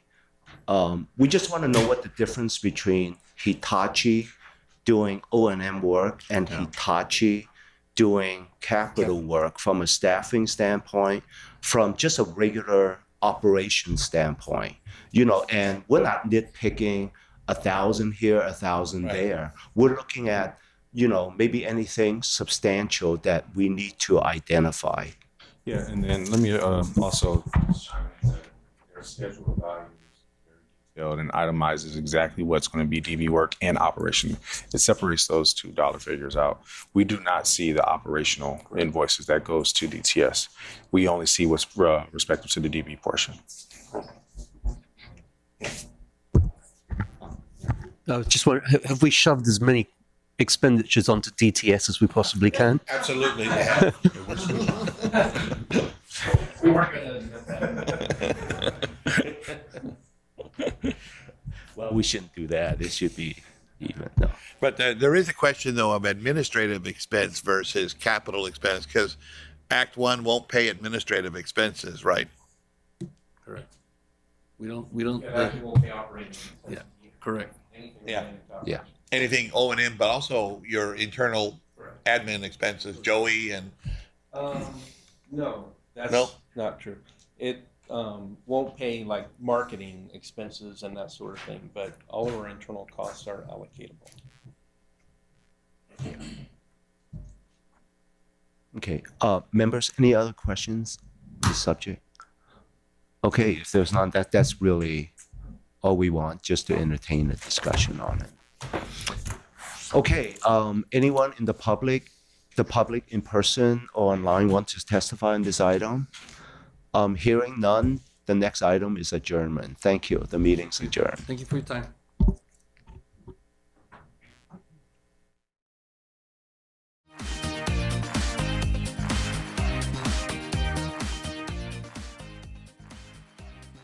Thank you. Good afternoon. I'm Anthony Alto. I'm chair of the Hart Government Affairs and Legal Matters Committee, and I'm calling this meeting to order at 1207. I'm going to start off by taking the roll. I'm here as chair. Ed Sniffen is excused. Michelle Chun Brungraber. Present. And Roger Morton. Present. Thanks. We have quorum. Let's go. First, I'll ask if there's any member of the public who wishes to testify on any of these items, either in the room or online. Nobody. So I'm going to call Krista Lanza, our legal counsel, to present these items. Krista, you have the floor. Good afternoon, Krista Lenzer, Director of Transit Property Acquisition and Relocation. We do have 5 resolutions. I prepared one public presentation to cover all 5 of them.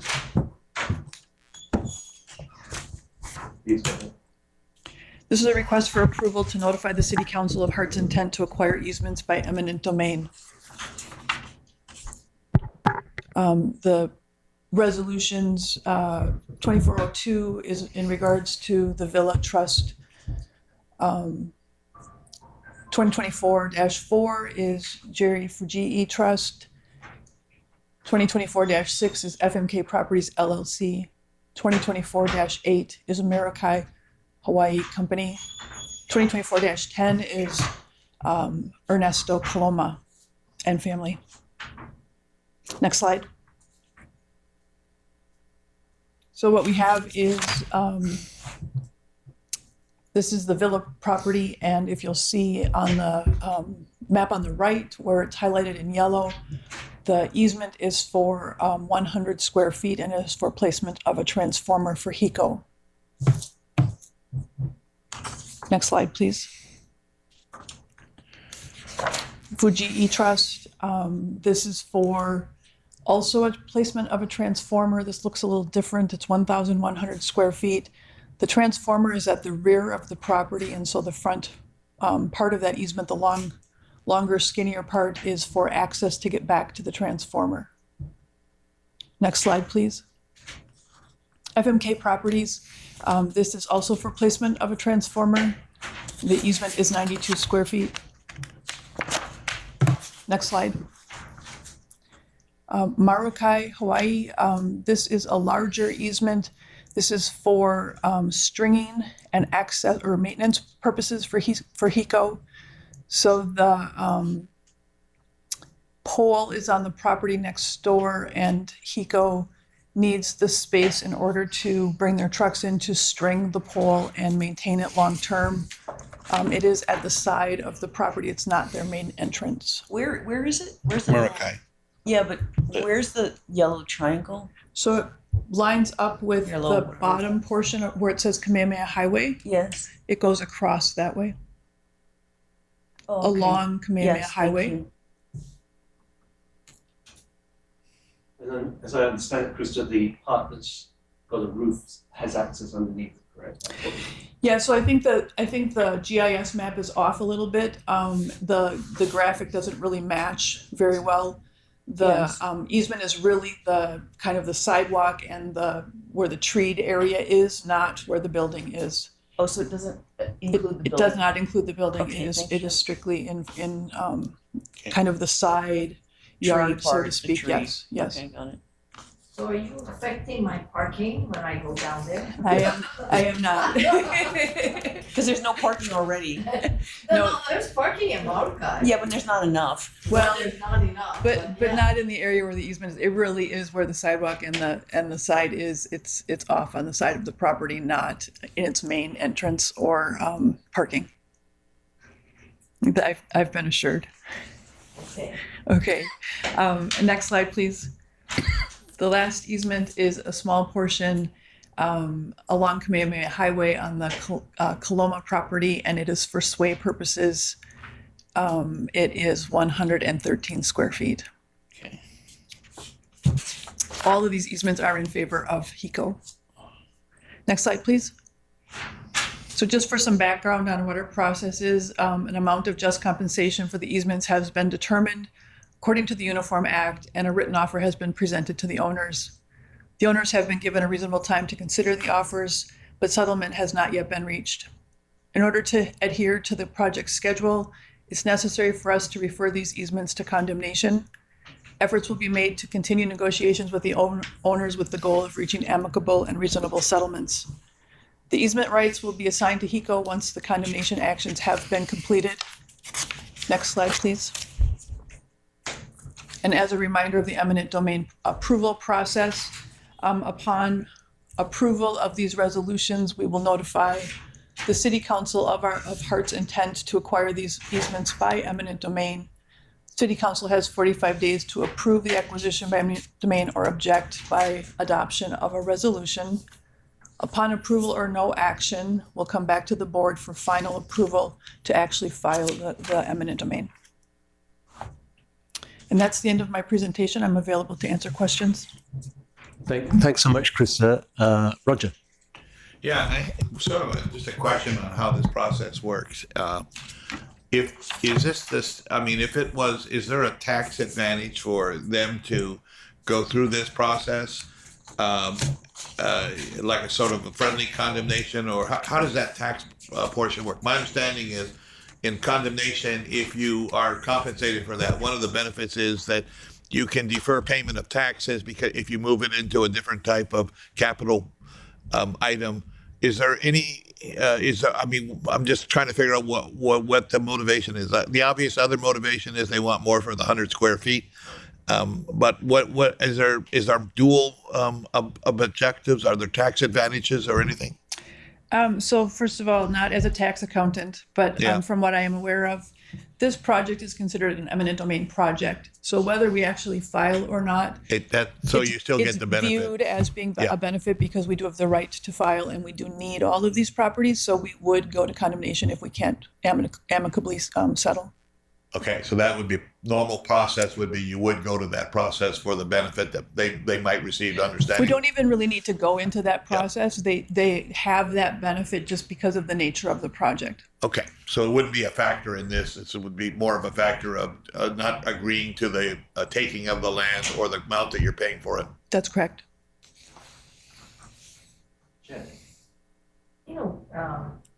Of course, I know Marukai.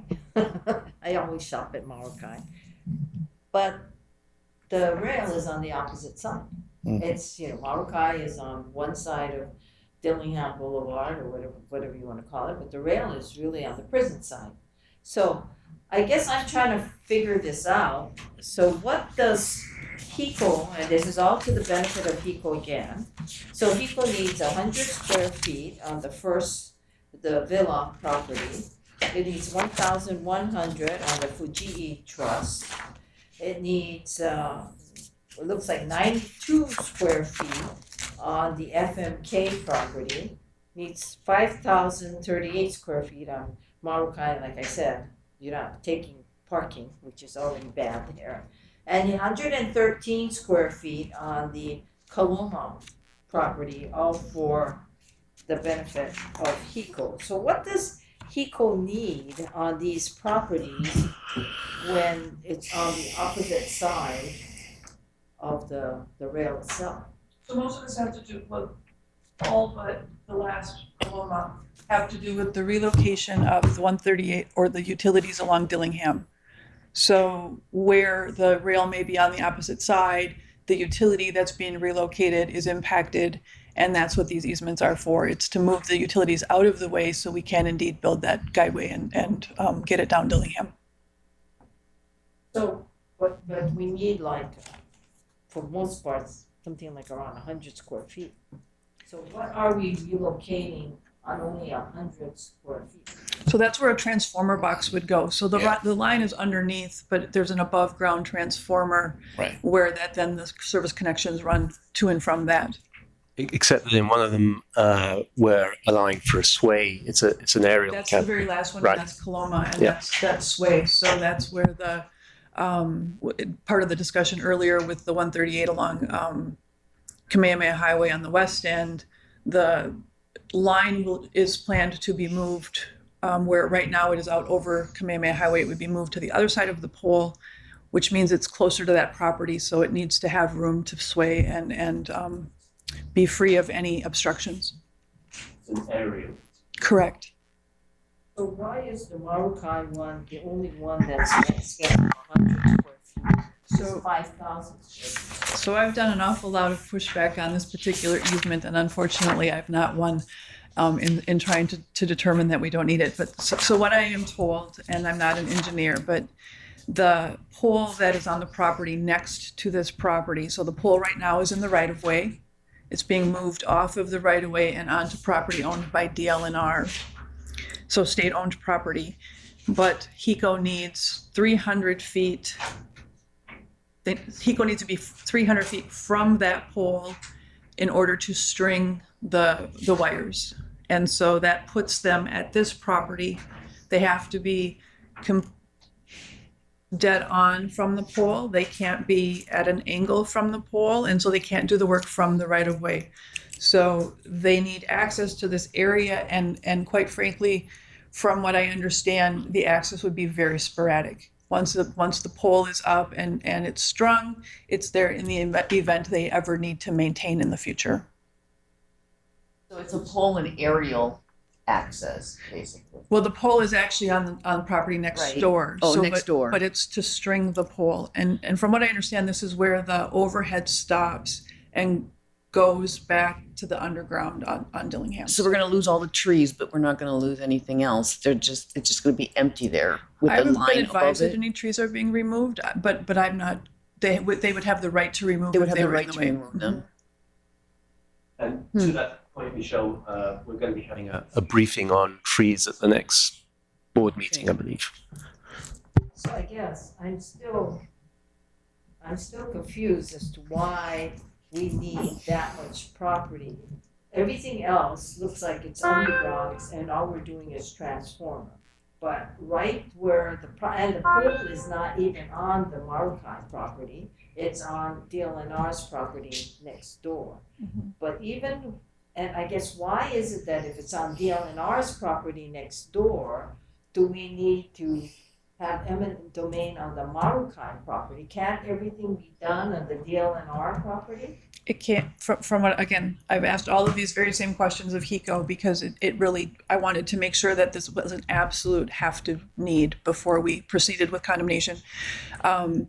Just because of the way that the distances need to be and the trucks need to be configured and put there in order to string it and maintain it, I've been told that it can't be done in a different manner and that they need this space.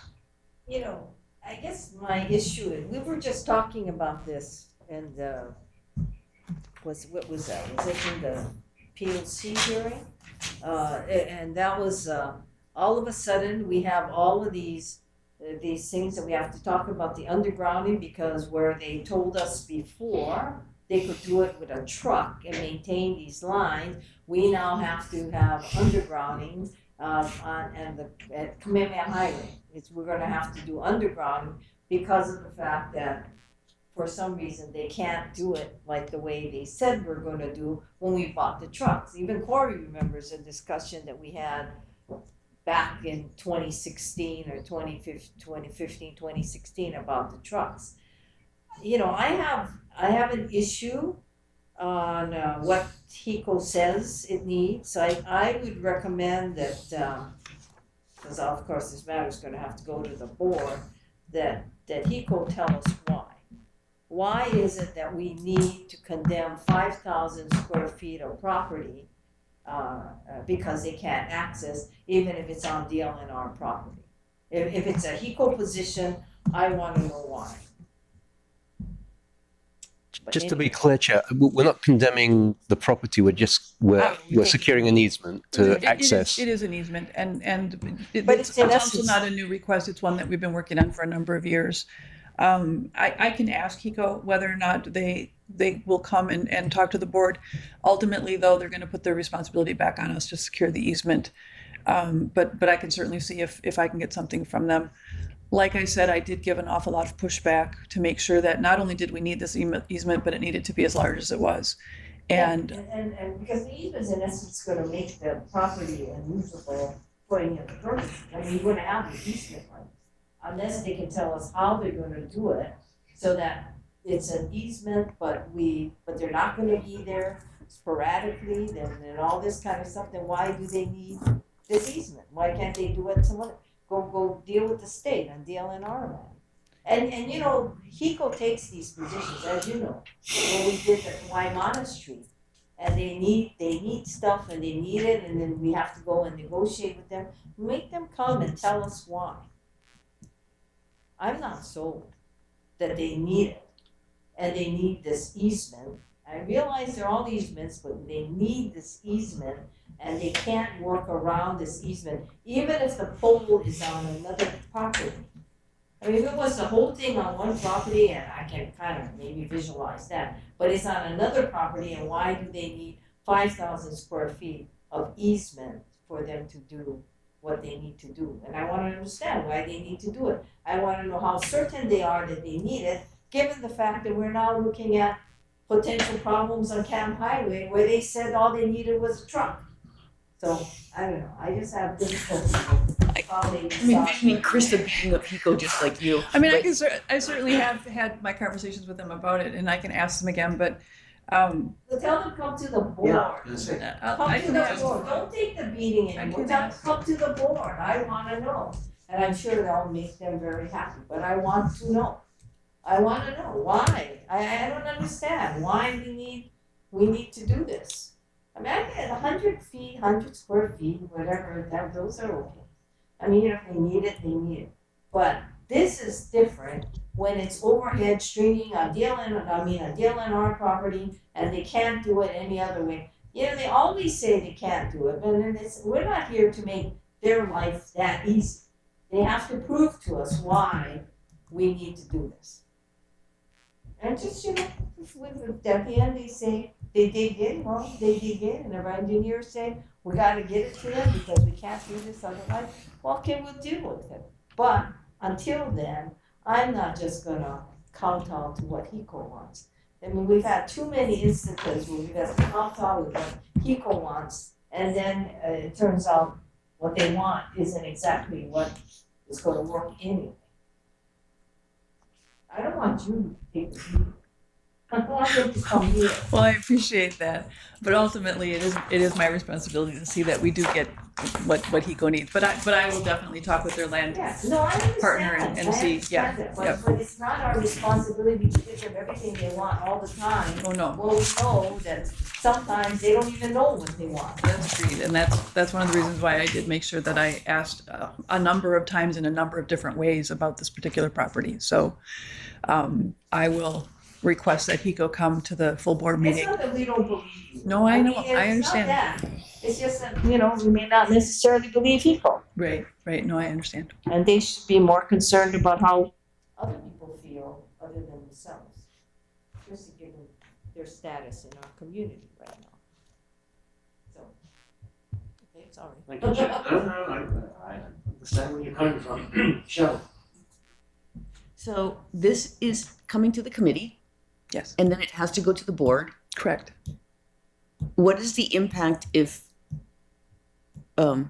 it's not approved? What is the impact of like a month or 2 month delay?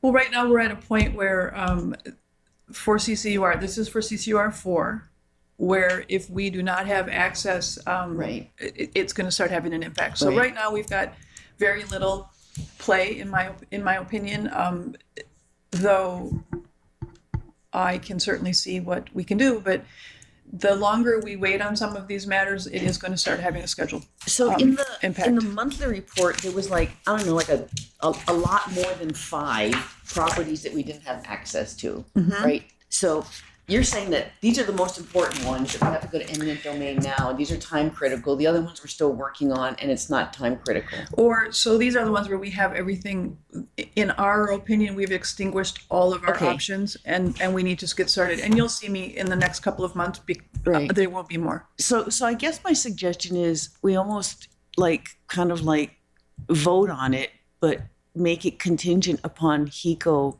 coming to the board. Hey, Michelle, let me interrupt you there because actually I was going to recommend to the committee that we defer decision on all of these to the full board these are all on the critical path, and we will not allow these issues to interfere with the critical path, obviously. But I think Chair Hanabusa's point about the Maracay property, I mean, it does seem excessive to take 5,000 square feet to maintain some lines that are overhead. And if there's a way that we can bludgeon HECO into thinking about it differently so that we don't have to do that, that would be a good thing. But we only have essentially until the board meeting to do that, I think. So we should invite HECO to the board meeting and I will do ask that. them to attend because And you know, they're not being delayed because this is normally what would happen anyway. Right. It would be the 15th, the next board meeting, right. and we would Right. make a decision, the board would make a decision, because the board is the ultimate. entity. Right. Yeah, I would be concerned if we were talking about a couple of months from now. But Oh, no, but no, if we're we're just gonna talking about do additional next conversation, week. certainly we can do that. Right, I mean, because it has to go to the board for approval Mhm, anyway, sure. and so it's just the additional information that we're really asking for and justification because it's not entirely clear. Yeah, they're lucky that we were raising the question now, because if we raised it at the board, then it'd be delayed. Correct. But now they have a right to come before the board. Yeah. Or they should come before the board, and we'll make a decision at the next board meeting. And that's in a couple of weeks.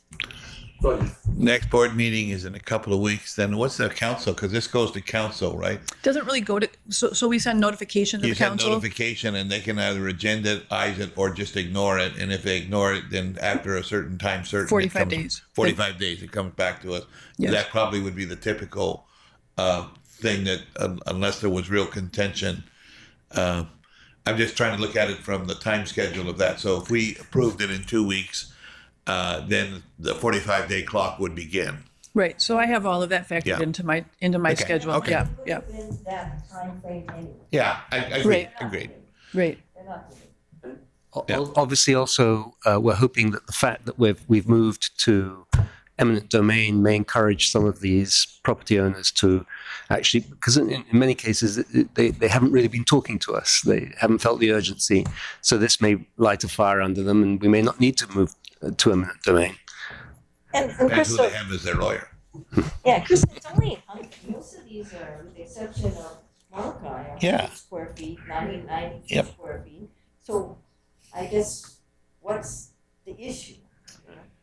Are the SECO wanting to place their transformer in a way that's just makes the property unusable? I can't see 100 square feet, but. And so, you know, in public here, I'll give some general feedback from some of the owners instead of speaking specifically about any one of them. But, you know, these properties are along Dillingham for the most part, and where parking and property site is very narrow and small. And so to put a transformer, even if it is only 100 square feet, it may impact 1 or 2 parking stalls, and that seems to give concern. So there's that. There's also some where they just don't want to or have the they're just not responding maybe timely, and so it is not a priority to some maybe, and sometimes by doing what we have to do, it might either prompt that or allow us to get access in a different manner. So they are smaller. They're for specific use. You can see the transformer, you know, and it is mainly because of I think the nature of the property where there's not a lot of options for locations, and that can make the owner just resistant to cooperating. Chair, of course, if you want to get more detailed information about any of the individual properties, we can go into executive session. I haven't recommended it, but if the committee wants to, we could do that. Thank you, Kevin. I'm coming up on a hard stop, so. I don't think, yeah, we'll need it. I just wanna know why that one is so weird compared to all the others. And it's, you know, SECO demanding that we condemn it for them and give them their easement. I will invite them to the next meeting. Tell them.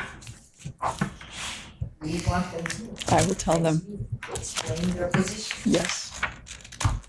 So it's still nobody wanting to testify online. So, with the committee's approval, I would recommend that we just defer decision on all of these resolutions to the full board in 2 weeks. Hearing no objection, so ruled. And if there's no other business, I will declare this meeting adjourned, 12:32. Thank you very much, everybody. Thank you, Krista. Thank you. It's not you.